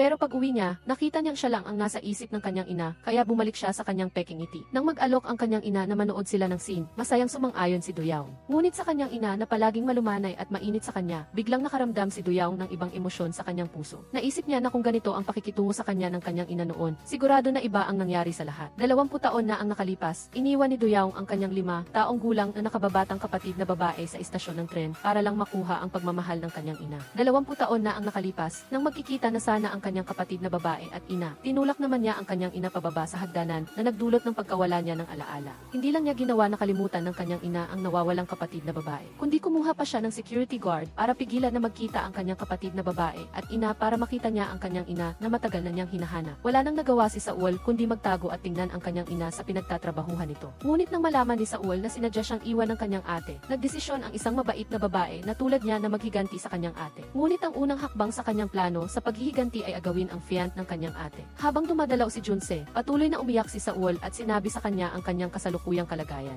Nagreklamo pa siya kung bakit hindi pinapayagan ng kanyang ate na muling makasama ang kanyang ina. Ang sandaling ito ay nagpalakas sa pagnanais ni Junse na protektahan siya. Ang dalawa ay nagkakagusto sa isa't nag-iisa, kaya di natural lang na magsasama sila para matulungan si Saul na muling makasama ang kanyang pamilya. Kaya, nakipagkita si Junse kay Doyaong at nagmungkahing imbestigahan muli ang pagkakakilanlan ni Saul. Nang marinig iyon ni Doyaong, agad siyang nawala ng composure. Sinigawan niya ito at sinabihan na huwag nang makialam sa kanilang pamilya. Walang nagawa si Junse kundi sumuko. Kinabukasan, pumunta si Saul para makipagkita sa manunulat na si Yunbi. Nang malaman niyang gusto ni Yunbi na tapusin ang isang dula, ngunit walang ideya, ginawa ni Saul ang kanyang sariling kwento at sinabi kay Yunbi. Agad na nahalina si Yunbi sa kwento ni Saul. Nag-usap sila hanggang hating gabi, habang masayang-masaya si Yunbi dahil matutupad na ang kanyang hiling. Hiling ni Saul na panatilihin ang kanilang lihim hanggang matapos ang dula. Nang makita niyang sumang-ayon si Yunbi, muling lumungkot ang mga mata ni Saul. Sa mga sumunod na araw, bumalik si Saul sa dati. Hindi lang siya nagpadala ng mga damit sa istasyon ng telebisyon gaya ng dati. Ngunit nagpakita pa rin siya ng init sa pagtatanong kay Doyaong. Hindi napansin ni Doyaong na gusto siyang paghigantihan ni Saul, kaya hindi siya mapakali. Kaya nagpasya siyang pigilan si Saigon na mag-alis na at tinanong siya kung ano ba talaga ang gusto niya. Ngumiti si Saigon at sinabing gusto ba ni Zoyong na humagulgol siya at humawak ng mahigpit. Nagpumilit siyang siya sa kapatid niya, pero si Zoyong mismo ang unang nagsabi na hindi siya ang kapatid. At sa huli niya lang din nalaman na hindi nga siya ang kapatid, kaya ngayon ay nagfo-focus na lang siya sa trabaho. Ang mga sinabi ni Saigon ay tila magaan lang, pero sa kalooban ni Zoyong ay alam niya na hindi siya magpapatalo. Nag-isip ng malalim si Zoyong pero hindi niya maintindihan, kaya nagsimula siyang mag-alala. Maging sa recording ay madalas siyang nagkakamali. Pagdating sa bahay, habang sinusuklayan ni Zoyong ang buhok ng kanyang ina, maingat siyang nagtanong sa kanya kung may natanggap ba siyang kahina-hinalang tawag o nakitang kahina-hinalang tao kamakailan. At nung sinabi ng kanyang ina na wala, saka lang kumalma ang nag-aalab na damdamin ni Zoyong. Pagkatapos nito, hindi lang nagawang maisulat ni Yunbi ang perpektong script para sa play, kundi masaya pa niyang sinabi kay Saigon na mabilis niyang nakuha ang mga sponsors at malapit nang ipalabas ang play. Nang narinig ni Saigon ang balitang ito, lubos siyang natuwa at upang magampanan ng maayos ang papel na ito bilang nakababatang kapatid, sinimulan niyang i-improve ang sarili niya sa lahat ng aspeto, hindi lang sa pisikal na pagsasanay. Tinatahak niya rin ang training para mabawi ang kanyang flexibility, at pinag-aralan niya ulit ang vocal music, ang bagay na matagal na niyang binitawan. Buti na lang at hindi pinabayaan ng tadhana ang mga taong may tiyaga at determinasyon. Sa huli, natupad din ang hiling ni Saigon na makuha ang role bilang nakababatang kapatid. Nang nalalapit na ang play, masayang nagpadala ng imbitasyon si Saigon kay Jones. Ikinuwento rin ni Yunbi sa lahat ang play na sinulat niya at inanyayahan silang manood ng unang pagtatanghal. Akala ni Doi Dinhi ay ordinaryong play lang ito, kaya masaya siyang binati si Yunbi na maging successful ang play. Pero nang makita niya ang nilalaman ng play sa stage, hindi na siya nakatawa pa. Dahil ang eksenang ipinapakita sa stage ngayon ay ang eksena kung paano niya iniwan ang kanyang nakababatang kapatid noon. Sa sandaling ito, tuluyan nang naintindihan ni Doi Dinhi na ang paghihiganti ni Saigon sa kanya ay hindi pa pala natatapos. Ang monologe ng aktres na gumaganap bilang nakatatandang kapatid ay umalinggaw sa isipan ni Doi Dinhi. Hanggang di wala ka, magiging masaya ako, huwag ka nang bumalik pa. Sa puntong ito, hindi na siya makaupo ng maayos at sa takot ay agad siyang tumakbo palabas ng hall. Nanatili siyang nakaupo sa labas ng matagal pero hindi pa rin siya makapag-relax. Si Jongwoo, na nahuli sa pagdating, ay nagkataon na nakita ang eksenang ito, kaya nag-aalala siyang tinanong si Doi Dinhi kung ayos lang ba siya. Dahil sa pag-aalala ni Jones kay Doi Dinhi, lumabas siya para hanapin ito. At nakita niya ang matalik na kilos ni Jongwoo sa kanya. Ngunit wala siyang sinabi, sa halip ay nilapitan niya ito at nagtanong ng may pag-aalala kung masama ba ang pakiramdam niya. Nang makita ni Jongwoo na dumating si Jones, umalis siya ng may pagkadismaya. Nagpanggap si Doi Dinhi na biglang sumama ang tiyan niya at sinabihan si Jones na bumalik na sa panonood ng play at siya ay magpapahinga muna. Nang marinig ito ni Jones, wala siyang nagawa kundi umalis muna, pero nang bumalik si Doi Dinhi sa hall, ay ang oras din na ipinakita ang karakter ng nakababatang kapatid na ginagampanan ni Saigon sa stage. Sa play, sinabi ni Saigon na nakiusap siya sa kanyang ate. Sa simula ay gusto rin niyang patawarin ang kanyang ate, pero patuloy lang itong nagpapakita ng kawalang interes at lamig. Kaya ngayon, siya naman ang sisira sa buhay ng kanyang ate, para malaman kung sino sa kanila ang mas maraming nawala. Ang mga linya ni Saigon sa play ngayon ay walang kaibahan sa isang deklarasyon ng digmaan kay Doi Dinhi. Matagumpay na natapos ang play at kinilala rin ng mga kasamahan ni Doi Dinhi ang pag-arte ni Saigon. Ang play ay lalong dumami ang nanonood. Alam ni Doi Dinhi na ito ay paghihiganti ni Saigon sa kanya, pero wala siyang sapat na lakas ng loob para manood pa ng play. Kaya pumunta siya para makipagkita kay Yunbi at magtanong tungkol sa kapalaran ng karakter ng nakatatandang kapatid. Ngunit ang sagot ni Yunbi ay nagpasindak kay Doi Dinhi. Ang karakter ng nakatatandang kapatid, matapos mawala ang lahat, ay namatay ng mag-isa at binaliwala pa ng kanyang mga magulang. Ito ay hindi lang ang kapalaran ng karakter ng nakatatandang kapatid sa play, kundi parang hula na rin sa kapalaran ni Doi Dinhi. Napakaganda ng pagtanggap sa play kaya agad itong nakakuha ng atensyon ng media. Ang team ni Doi Dinhi ay ayaw ring palampasin ang magandang pagkakataong ito, kaya nagmungkahi silang isama ang play ni Saigon sa kanilang programa. Magamadi humanap si Doedinhe ng lahat ng uri ng dahilan para pigilan si Saigon na lumabas sa kanyang programa, hindi na tinag ang direktor. Sa huli, wala nang nagawa si Doedinhe kundi mag-compromise. Kahit na natupad ang hiling ni Saigon na lumabas sa programa ni Doedinhe. Pero alam ni Doedinhe na gusto siyang paghigantihan ni Saigon, kaya sinadya niyang laktawan ang question and answer portion kay Saigon. Hindi niya binigyan ng pagkakataon si Saigon na magsalita at hindi rin niya sinunod ang script na nagpagalit sa direktor. Nalaman ni Saigon ang intensyon ni Doedinhe, kaya hindi siya madaling sumuko. Kaya, nang hilingi na mag-perform ng highlight ng play, kinuha ni Saigon ang pagkakataon at inalok si Doedinhe na mag-acting kasama siya. Tumanggi si Doedinhe sa kahilingan ni Saigon na ginawang dahilan ang hindi niya pagiging aktres. Kaya agad na ginulo ni Saigon ang mga manonood para mailagay si Doedinhe sa isang sitwasyong mahirap takasan. Wala nang nagawa si Doedinhe kundi pumayag sa hiling ni Saigon.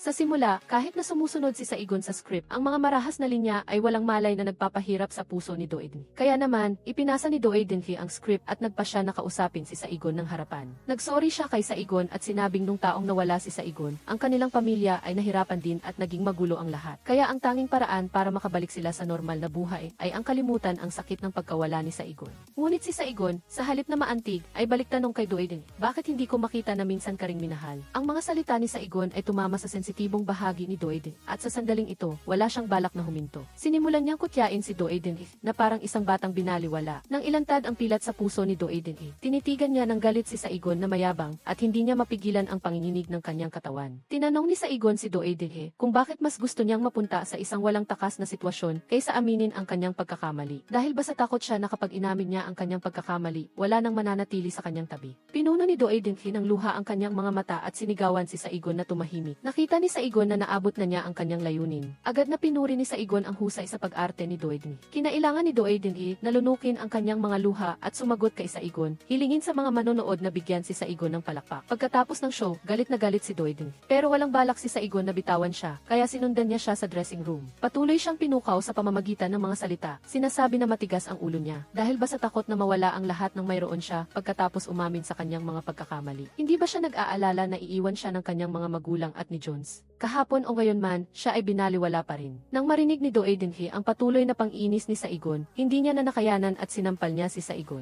Ang labis na gawaing ito ay nakuna ng kamera ng kanyang kalaban. Kinuha ng kalaban ang memory card at nagbanta na isisiwalat sa publiko ang pananampa ni Doedinhe sa isang tao. Ito rin ang gusto ni Saigon na makita. Nang makuha ni Saigon ang gusto niya at paalis na sana, hinila siya ni Jones sa set. Sinabi ni Jones kay Saigon na mali ang kanyang ginawa. Kahit na mali si Doedinhe, umaasa si Jones na bigyan siya ni Saigon ng oras para mag-isip at kusa siyang lalapit at hihingi ng tawad sa kanya. Ngunit si Saigon ay nabulag na sa galit at hindi na pinakinggan ang payo ni Jones. Mayabang pa siyang sinabi na lalabanan niya si Doedinhe hanggang sa huli. Sa kabilang banda, nakipagkita si Doedinhe kay Doedinhe na akala niya ay nawala lang si Saigon noon. Kaya pinayuhan niya si Doedinhe na tanggapin si Saigon at kusa siyang humingi ng tawad dito. Sa harap ni Doedinhe, sa wakas ay sinabi na ni Doedinhe ang lihim na matagal na niyang itinatago sa kanyang puso sa loob ng maraming taon. Sinabi niya na si Saigon ay hindi nawala kundi siya mismo ang nag-iwan kay Saigon. Sinabi rin ni Doedinhe kay Rong Ehi na kahit bata pa ang kanyang nakababatang kapatid noon, alam niya na hindi siya mahal ng kanyang ina. Kahit na laging nanggugulo ang kanyang nakababatang kapatid, at kapag hindi niya sinusunod ang gusto nito, agad siyang tinatakot na isusumbong siya sa ina para ituwid siya. Sa wakas, hindi na niya nakayanan ang banta ng kanyang nakababatang kapatid, kaya dinala niya ito sa bus patungong istasyon ng tren. Ngunit matapos niyang iwan ang kanyang nakababatang kapatid at handa na siyang umuwi, bigla siyang natauhan. Dali-dali siyang bumalik sa istasyon ng tren upang hanapin ang kanyang kapatid, ngunit wala na ito roon. Kahit na natakot at nag-alala siya noon, at labis siyang nag-alala para sa kanyang nakababatang kapatid. Ngunit bigla siyang nakaramdam ng swerte. Bigla niyang naramdaman na mas mabuti na ganito ang mangyari. At mismong ang sandaling iyon nang maging demonyo siya ang nagpapahirap sa kanya sa loob ng 20 taon. Labis na nabigla si Rong Ehi sa mga sinabi ni Doedinhe. Kinabukasan, ang video ni Doedinhe na nananampal ay talagang naipost online na nagpagalit sa direktor. Tinanong niya si Doedinhe kung paano niya ito haharapin at si Saigon naman na nakatayo sa tabi ay ngumiti ng mayabang. Sa sandaling ito, tumakbo rin ang isang kasamahan at sinabing nagkukumpulan ang mga reporter sa labas. Galit na pinapunta ng direktor si Doedinhe para magpaliwanag at sa tamang oras, lumitaw si Saigon na nagpapanggap na mabait. Sinabi niya sa direktor na siya na ang magpapaliwanag sa mga reporter sa labas. Lumabas siya at nagsinungaling sa mga reporters na nag-ensayo silang dalawa. At siya mismo ang humiling kay Doedinhe na sampalin siya para lang sa effect ng programa. Ang paglabas ni Saigon ay matagumpay na nalutas ang krisis. Matagumpay niyang nakuha ang papuri mula sa ibang miyembro ng team.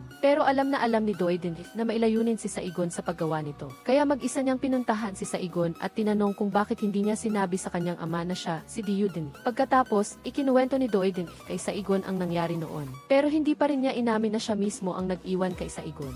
Pero sinabi niyang dahil sa takot noon kaya hindi niya sinabi sa kanyang mga magulang ang buong detalye. Ngunit hindi pinaniwalaan ni Saigon ang sinabi niya at tinanong siya kung bakit hindi siya nag-report sa pulis noon at kung saan siya pumunta matapos siyang iwan. Gayunpaman, hindi pa rin umamin si Diuden at ngumiti si Saigon ng may malalim na kahulugan. Upang pigilan ang dalawang magkapatid sa patuloy na pakikipaglaban, si Jonesy ay kusang loob na nakipagkita kay Suho. Sinabi niya sa kanya ang katotohanan na si Saigon ay si Diuden. Labis na nabigla si Suho nang marinig niya ito, kaya pumunta siya sa lugar kung saan nagtatanghal si Saigon. Pinanood niya ang kanyang pag-arte sa kanyang paglaki sa mga nakalipas na taon. Hindi napigilan ni Suho ang kanyang luha at matapos ang play, nakipagkita siya kay Saigon ng pribado. Pagkatapos ng 20 taong paghihiwalay, nagkita na rin sa wakas ang mag-ama. Nang tanungin ni Suho si Saigon kung mayroon pa siyang kahit kaunting alaala nila bilang mag-ama. Matapos marinig ito, hindi mapigilan ni Suho ang kanyang luha at humingi siya ng tawad kay Saigon. Sinabi niya na nasa tabi lang siya pero hindi niya siya nakilala at pagkatapos ng 20 taong paghihiwalay, nagkita na rin sa wakas ang mag-ama. Matapos kumalma, sinabi ni Saigon sa kanyang ama na ang kanyang ate ang nag-iwan sa kanya. Si Diuden ang sumira sa kaligayahan ng kanilang pamilya sa loob ng 20 taon. Kaya, hindi niya papatawarin si Diuden sa kanyang mga ginawa. Gayunpaman, hindi sumagot si Suho kay Saigon at bumalik siya sa bahay ng may pagdurusa. Tinitingnan ang mag-ina na nagtatawanan. At naisip niya ang kanyang asawang may amnesia. Wala siyang balak na sabihin ang katotohanan sa ngayon. Sa hating gabi, nalulungkot siyang umupo at uminom sa kusina.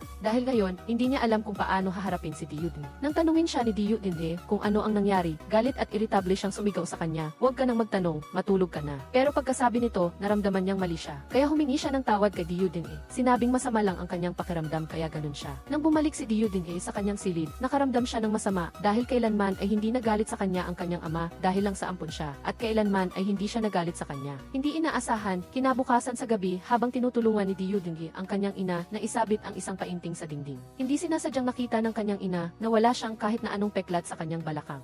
Kaya biro niyang tinanong si Diuden binura mo ba ang peklat mo? Nang marinig ni Diuden ang mga salitang ito, labis siyang nadismaya at hindi niya napigilan ang kanyang luha na dumaloy sa kanyang pisngi. Sa sandaling ito, nalaman niya na ang kanyang ina ay tinuturing pa rin siyang si Diuden. Kailanman ay hindi niya naramdaman ang pagmamahal ng kanyang ina. Nagtungo si Diuden sa bar nang may pagkabigo at uminom hanggang sa malasing. Nang makita ito ni Enfi, agad niya itong binuhat hanggang sa kanyang bahay. Ngunit nang aalis na si Enfi, biglang hinila siya ni Diuden at kusang hinalikan siya. Ang eksenang ito ay sakto namang nakita ni Junpse na nasa kanyang kotse. Kinabukasan, nalaman ni Donghi na nawawala ang pera sa kaha de Ero, kaya tinawagan niya ang kanyang asawa at tinanong kung saan napunta ang pera. Pero hindi rin niya alam at pagkatapos, sinabi sa kanya ng katulong na, bago siya ma-ospital, ibinigay niya ang perang iyon sa isang lalaki. Sinimula ni Donghi na isipin kung sino ang lalaking iyon. Sa sandaling ito, narinig niya ang boses ni AF. Sinasabi na kapag ibinigay niya sa kanya ang perang hinihingi niya, sasabihin niya sa kanya ang lahat. Pero hindi niya maalala kung sino si AS at kung ano ang gusto niyang sabihin sa kanya. Kaya, nagtungo si Donghi sa mall na may pag-aalala. Naalala ng manager ang pagpunta ni Saigon sa bahay niya para magdala ng damit. Nang marinig ni Donghi ang pangalang Saigon, naramdaman niya na pamilyar ito. Nang makauwi siya, sinimulan niyang alalahanin ang nangyari noon. Naalala niyang may hawak si Saigon na isang bagay at nakatayo sa likod ng silid at pagkatapos ay naalala niya ang hagdanan. Nang tiningnan niya ang hagdanan, naalala niya ang alitan noon. Naalala niya kung paano siya itinulak ni Diuden at hanggang ngayon, natatakot pa rin si Donghi sa alaala. Ang kanyang isip ay magulo ngayon at nang masayang bumalik si Diuden sa bahay, nakita niya si Donghi na nakaupo at nanonood ng TV na may malamig na mukha. Ang palabas sa GC ay ang programang sinalihan ni Saigon.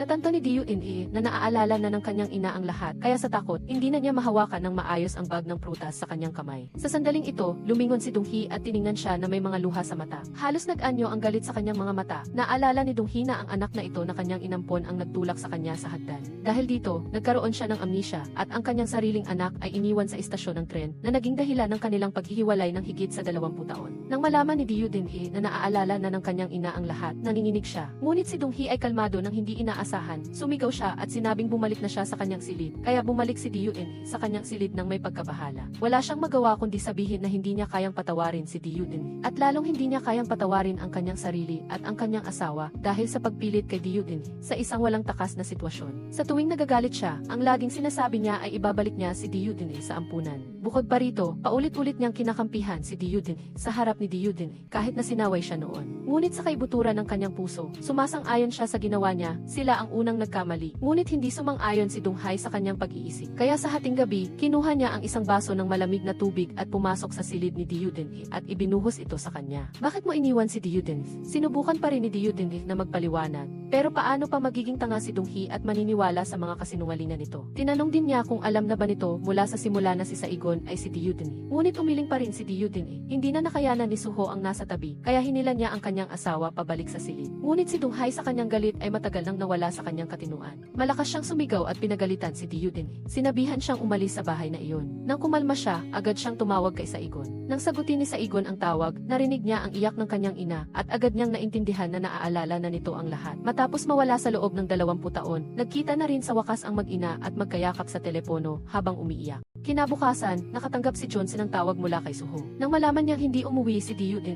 buong magdamag, dali-dali siyang pumunta sa dojo ni Donghae para hanapin sila. Balak sana ni Jones na iuwi si Diudin pero matigas siyang tumanggi. Nang makita ito ni Jones, wala siyang nagawa kundi gamitin ang matinding paraan. Aalis na sana si Donghae para pigilan siya, pero natumba siya sa lupa nang sampalin niya ito. Pinayuhan ni Jones si Diudin na umuwi at humingi ng tawad sa kanyang pamilya at nangako siyang haharapin niya ang lahat ng mga kahihinatnan kasama siya. Hindi inaasahang sinumbatan siya ni Diudin na hindi siya mahal at hindi niya alam kung paano siya mahalin. Sa sandaling aalis na sana si Diudin tinawag siya ni Jones. Dahil si Tenvizi lang ang nakakaalam kung paano ka mahalin, tama ba? Pinili ni Diudin ang manahimik. Sa ibang lugar, nakauwi na rin si Saigon. Ito ang eksenang hinintay ng mag-asawa sa loob ng 20 taon. Ang pamilya na dumaan sa maraming paghihirap ay sa wakas ay nagkasama-sama. Upang ipagdiwang ang pag-uwi ni Saigon, si Jones ay nagluto ng isang malaking hapunan para sa kanya. Habang kumakain ang lutong bahay na pagkain ng kanyang ina, hindi napigilan ni Saigon ang kanyang luha ng kaligayahan. Umaasa si Jones na lilipat siya sa bahay para manirahan at iginiit niya na isa silang pamilya.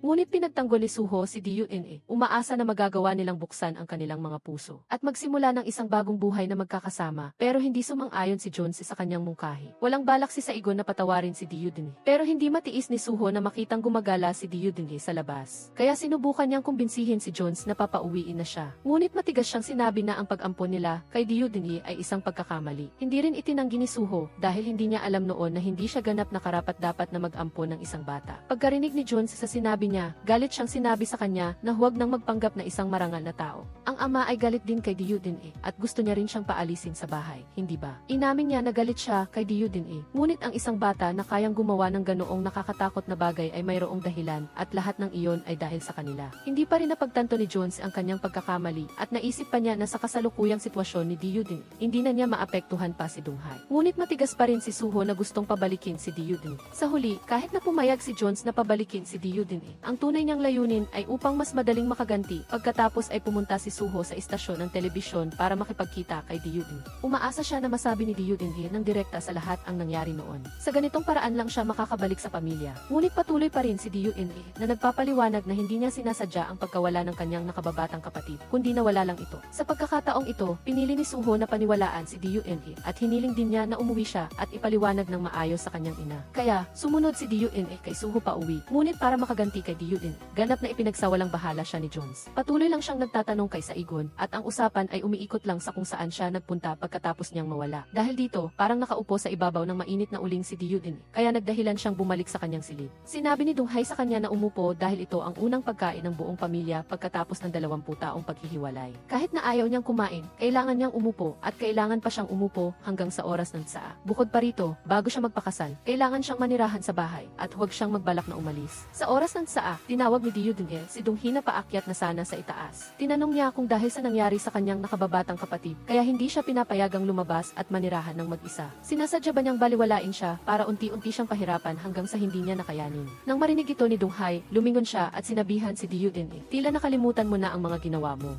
para unti-unting pahirapan si Diyu-din. Kinabukasan ay tinawag ni Dong-hae si Jones sa bahay. Tinanong niya siya tungkol sa nakaraan ni Saigon sa orphanage. Nang marinig ni Diyu-din ang kwento ni Jones tungkol sa pagkabata ni Saigon, labis siyang nabalisa at hindi niya mapigilan ang kanyang sarili na masaksak si Jones. Pero lahat ng ito ay nakita ni Jones. Pagkatapos ay bumalik si Diyu-in sa kanyang silid at tinanong si Jones kung sino ba talaga ang mahal niya. Kung nakikipag-ugnayan siya kay Saigon bago pa sila nagkakilala, mamahalin ba muna niya si Saigon? Sumagot si Jones na kung ganoon, mas mamahalin niya si Saigon. Kahit na hindi iniiwasan ni Jones ang tanong ni Diyu-din. Ngunit nararamdaman pa rin ni Diyu-din na mas mahalaga si Saigon sa puso niya ngayon kaysa sa kanya. Ngunit sa sandaling ito, sinabi ni Jones na magpakasal na tayo. Narinig ni Saigon ang kanilang usapan sa labas ng pinto. Kahit na natuwa si Saigon na mahal siya ni Jones, ang lalaking gusto niya ay magpapakasal na sa kanyang ate. Gusto ni Saigon na pigilan ang desisyon ni Jones. Ngunit tumanggi si Jones nang walang pag-aalinlangan na nagpasakit sa damdamin ni Saigon. Kinabukasan, pinuntahan ni Saigon si Diyu-in para tanungin siya kung bakit gusto niya si Jong-woo pero gusto niya ring magpakasal kay Jones. Pero ayaw sagutin ni Diyu-din ang tanong ni Saigon. Kaya pumunta si Saigon kay Jong-woo para sabihin sa kanya na malapit nang magpakasal si Do-yeong kay Jones. At sinulsulan niya si Jong-woo na ipaglaban ang kanyang pag-ibig, na habulin si Do-yeong na inagaw ni Jones. Kahit na malungkot si Jong-woo nang marinig ang balita, sinikap niyang pigilan ang kalungkutan at pinapaalis si Saigon. Dahil alam niya na wala siyang magagawa para kay Do-yeong. Ang pagrespeto sa desisyon niya ang kaya niyang gawin, ngunit hindi pa rin sumuko si Saigon kay Jones. Nagalit siya at pumasok sa silid ni Do-yeong. Ginising si Do-yeong na natutulog at hinawakan ang kwelyo nito. Hiningi niya ang paliwanag kung bakit niya ito ginawa, samantalang malinaw na si Jong-woo ang gusto niya. Ngunit gusto niyang magpakasal kay Jones at pakiramdam niya ay ginagawa ito ni Do-yeong para maghiganti sa kanya. Pero sinabi ni Do-yeong na totoong mahal niya si Jones, kaya sinabi ni Saigon na huwag na siyang magsinungaling pa. Nagsinungaling ka nang sinabi mong hindi mo sinasadyang mawala ako, kaya nagsisinungaling ka rin nang sabihin mong mahal mo si Jones. Nang marinig ito ni Do-yeong, pinalayas niya si Saigon ng malakas. Ngunit sinabi ni Saigon na ibubunyag niya ang lahat ng ginawa sa kanya ni Do-yeong. Ang dahilan kung bakit niya isa sa publiko ang kanyang kwento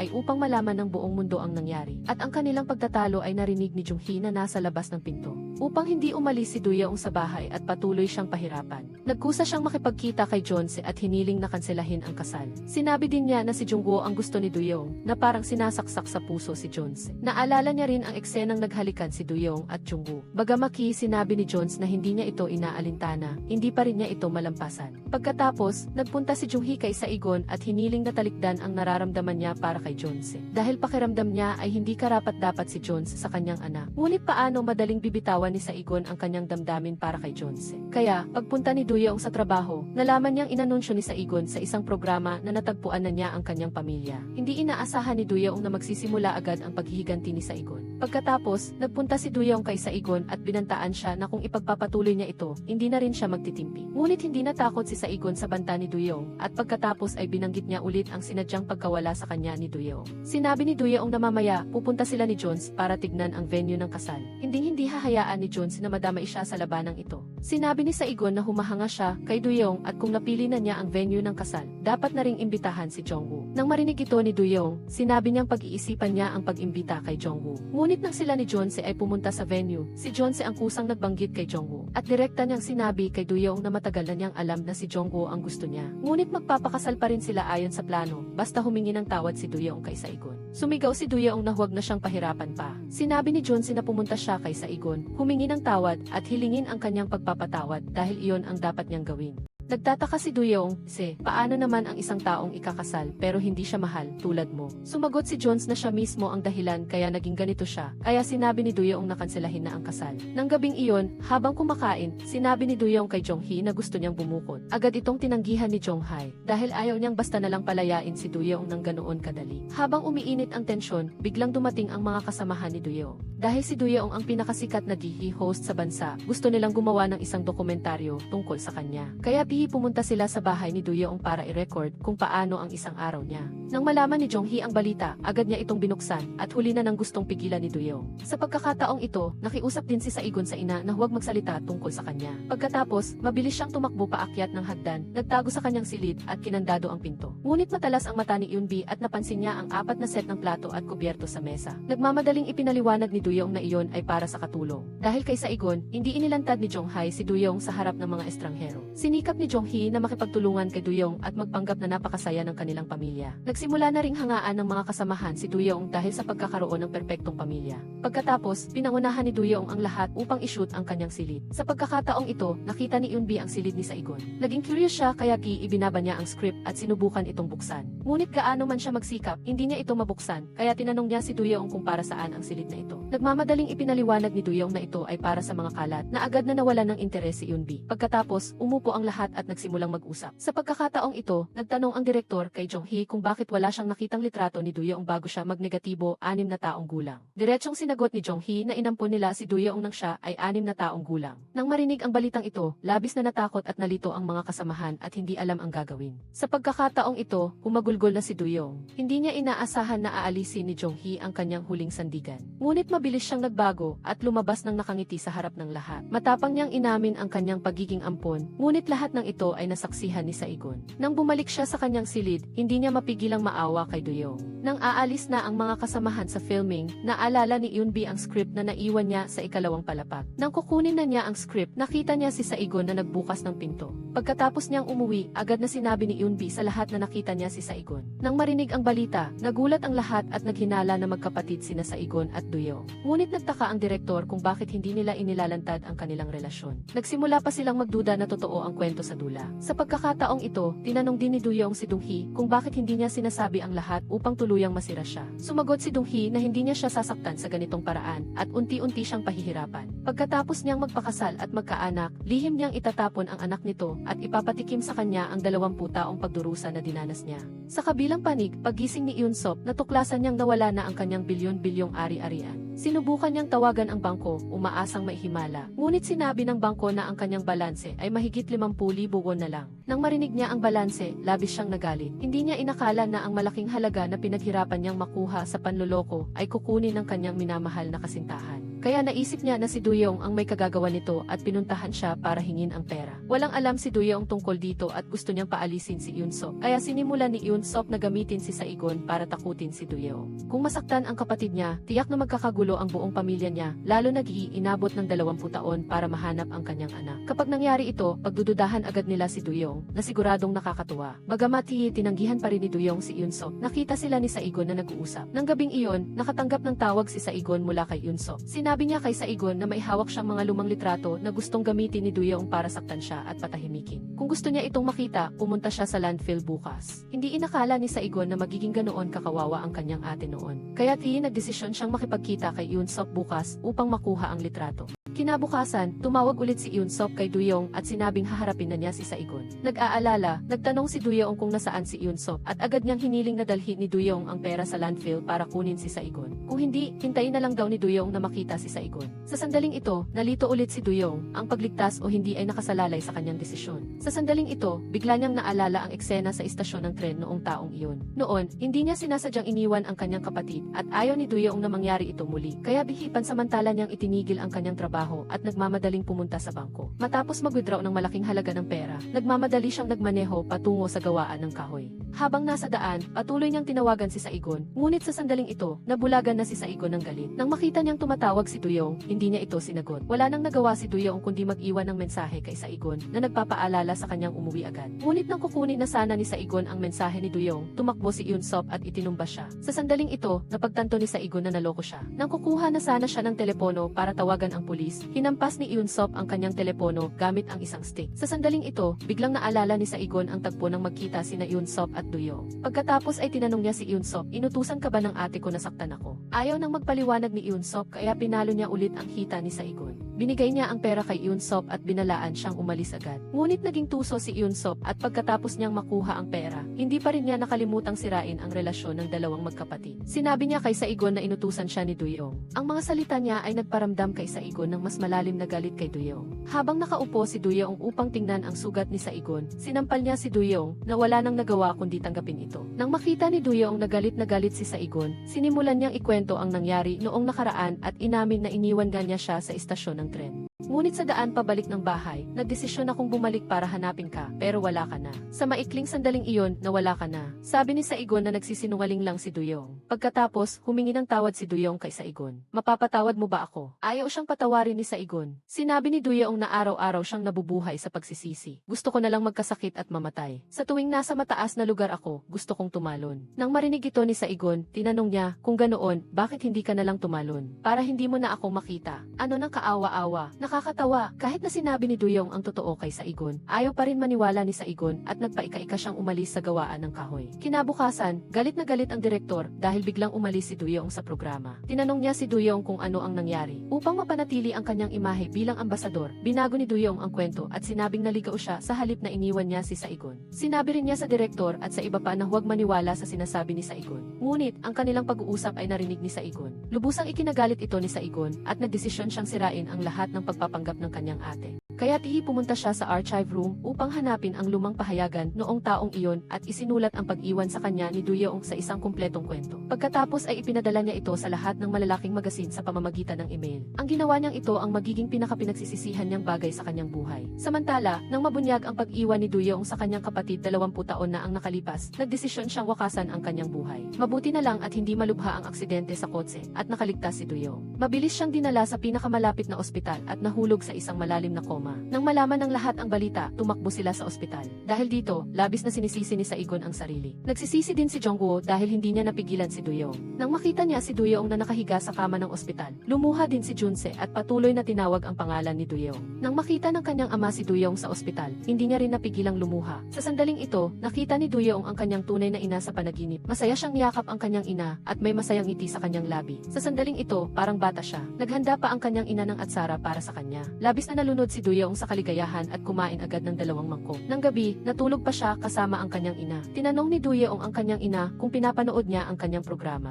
Sinabi ng kanyang ina na pinapanood niya ito at ipinagmamalaki niya na mayroon siyang anak na tulad niya. Patuloy na nagkwento si Duyong tungkol sa sakit na kanyang nararanasan. Ngunit sinabi ng kanyang ina sa kanya na matulog na malapit nang matapos ang lahat. Kung matutulog siya ng mahimbing, magiging masarap ang kanyang pakiramdam pagkagising. Gusto ni Duyong na manatili sa panaginip at ayaw niyang magising. Ang lahat ay nakatayo sa tabi ng kanyang kama, nag-aalala kung magigising pa siya. Naghinala pa ang lahat na ang dahilan ng malalim na koma niya ay dahil hindi pa niya natatanggap ang pagtanggap mula sa kanyang ina. Magkasamang nagmakaawa sina Saigon at ang kanyang ama sa ina na bisitahin si Duyong sa ospital upang magkaroon siya ng lakas na magising. Sa ngayon, matigas pa rin ang ulo ni Donghi at sinabing, hayaan mo siya, nararapat lang sa kanya ang lahat ng nangyayari sa kanya. Ngunit sa kaibuturan ng kanyang puso, matagal na siyang naantig ng kanyang ampon. Muling tiningnan ni Donghi ang mga bagay na ibinigay sa kanya ng kanyang ampon at medyo naantig. Naalala niya ang magagandang alaala ng kanilang mag-ina. Naalala niya ang mga araw noong nasa paaralan pa siya at dumadalo ang kanyang ina sa mga parent-teacher meeting para sa kanya. Ang ganda ng kanyang ina ay nagparamdam kay Duyong ng matinding pagmamalaki sa kanyang mga kaibigan. Pumayag siyang mamuhay sa magagandang alaala kahit na kailangan niyang lisanin ang mundo. Naalala ni Donghi ang sarili at nalaman niyang napakawalang puso niya sa kanyang anak nitong mga nakaraang araw. Nagtanong siya, talagang sinaktan ba siya ng kalupitan ko at nagplano siya ng paghihiganti mula noon. Kinabukasan, sinabi ni Donghi kay Donghi na hinihintay siya ni Duyong. Gusto rin ni Donghi na bisitahin niya ang kanyang anak kahit minsan lang. Ngunit nanatiling matigas si Donghi at tumanggi sa imbitasyon. Frustrated din si Donghi sa katigasan ng ulo ni Donghi. Napakahirap ba na bisitahin mo ang iyong anak sa huling pagkakataon? Pinanatili ni Donghi ang kanyang malamig na ekspresyon at sinabing, bakit ko siya kailangang magpaalam sa huling pagkakataon? Pagkatapos, ibinunyag ni Donghi ang tunay na kalagayan ni Duyong. Napakahina na niya, maaaring mawala na siya anumang sandali. Naantig si Donghi sa narinig, ngunit nanatili siyang matigas ang ulo. May iniisip siya ngunit ayaw niyang magsalita. Pagkaalis ni Donghi, tumayo siya at pumasok sa silid ng kanyang panganay na anak. Inilabas niya ang diary na matagal na niyang itinago. Labis siyang naantig habang binabasa ang bawat pahina ng diary ng kanyang panganay. Mula sa pagkabata, ipinagmamalaki na ni Duyong ang kanyang magandang ina. Bagamat hindi niya ito tunay na ina, itinuring na niya itong tunay na ina mula nang dumating siya sa bahay. Mula nang dumating ang kanyang nakababatang kapatid, hindi na gaanong pinansin ng kanyang ina ang damdamin ng kanyang panganay na anak. Pakiramdam ni Duyong ay hindi pinahahalagahan ng kanyang ina ang kanyang mga pagsisikap. Bukod pa rito, ang pagkawala ng kanyang kapatid ay hindi sinasadya. Sa mahabang panahon, nabuhay si Duyong sa paghihirap dahil sa pagkawala ng kanyang kapatid. Kung maaari, handa siyang mawala na lang para manatili ang kanyang kapatid sa kanilang mga magulang.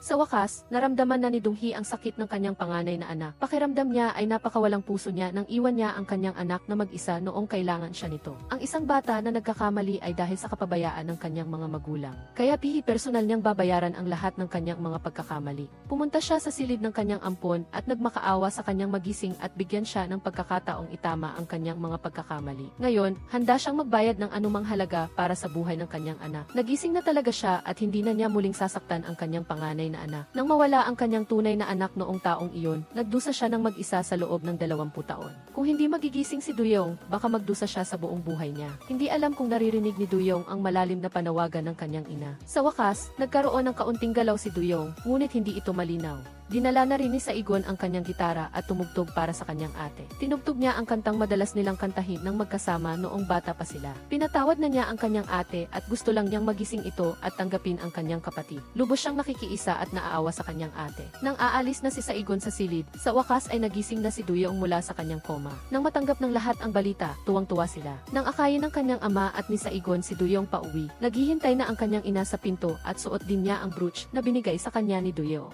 Ang mukha ni Donghae na matagal ng malamig ay hindi agad naging masaya. Ngunit sa kaibuturan ng kanyang puso, pinatawad na niya ang bata. Nagpapagaling si Duyong sa kanyang silid at pinakain siya ng kanyang ina ng lugaw na kinakain niya noong bata pa siya. Naalala niya kung paano siya inaalagaan ng kanyang ina noong bata pa siya at labis siyang natuwa. Kinabukasan, binisita siya ni Jongwoo at nagdala pa ng mga sariwang bulaklak. Matagal na siyang naghanda ng singsing at ngayon, magpo-propose na siya sa babaeng mahal niya. Sa wakas, nagkasama na ang dalawang nagmamahalan. Nang gabing iyon, habang kumakain ang buong pamilya, sinabi ni Donghae na magpakuha sila ng family photo kinabukasan. Tuwang-tuwa si Duyong sa narinig dahil matagal na siyang hindi nakakaramdam ng init ng isang pamilya. Masayang-masaya siya dahil pinatawad siya ng kanyang pamilya sa kanyang mga kasalanan. Sa wakas, umiti ang ina sa kanyang ampon. Dahil dito, naramdaman ni Duyong ang pagmamahal ng kanyang ina na matagal na niyang hindi nararamdaman. Habang kinukuha ang litrato, lubos na inaalagaan ni Saigon ang kanyang ate, kaya naramdaman niya ang init ng isang pamilya. Sa wakas, naglakas loob si Duyong na aminin ang mga masasamang bagay na ginawa niya sa kanyang pamilya. Hindi na pinapayagan ng kanyang kalusugan na ipagpatuloy niya ang kanyang hilig sa entablado. Pagkatapos, pumunta si Duyong kay Junse at ibinalik ang engagement ring na ibinigay nito sa kanya. Ang lahat ay nangyayari ayon sa mga ginawa ni Duyong noon. Lahat ay masayang-masaya dahil maayos na ang lahat. Ngunit bago ang bagyo, kadalasang tahimik ang kalangitan at may natanggap siyang balita mula sa ospital. Dahil sa mga pinsala mula sa aksidente, ang atay at bato ni Duyong ay hindi na magagamot. Bagamat nakikita ng lahat na bumubuti ang kanyang kalusugan, panandalian lamang ito. Naniniwala pa rin ang ina na ang kanyang matapang na panganay na anak ay magkakaroon ng lakas ng loob na malampasan ang malaking pagkabigla na ito. Nagmaneho si Saigon at dinala si Duyong sa tabing dagat. Muling magkasama nilang kinanta ang kanta ng kanilang pagkabata. Sumandal si Rong Afi sa balikat ng kanyang nakababatang kapatid at dahan-dahang ipinikit ang kanyang mga mata. At doon, pumanaw siya ng payapa, tulad ng banayad na simoy ng hangin sa maagang tag-araw. O sige, dito nagtatapos ang pelikula. Mag-subscribe sa aming channel sa loob ng 3 segundo para suportahan kami. Salamat sa panonood ng aming channel. Magkita-kita ulit tayo sa susunod na pelikula.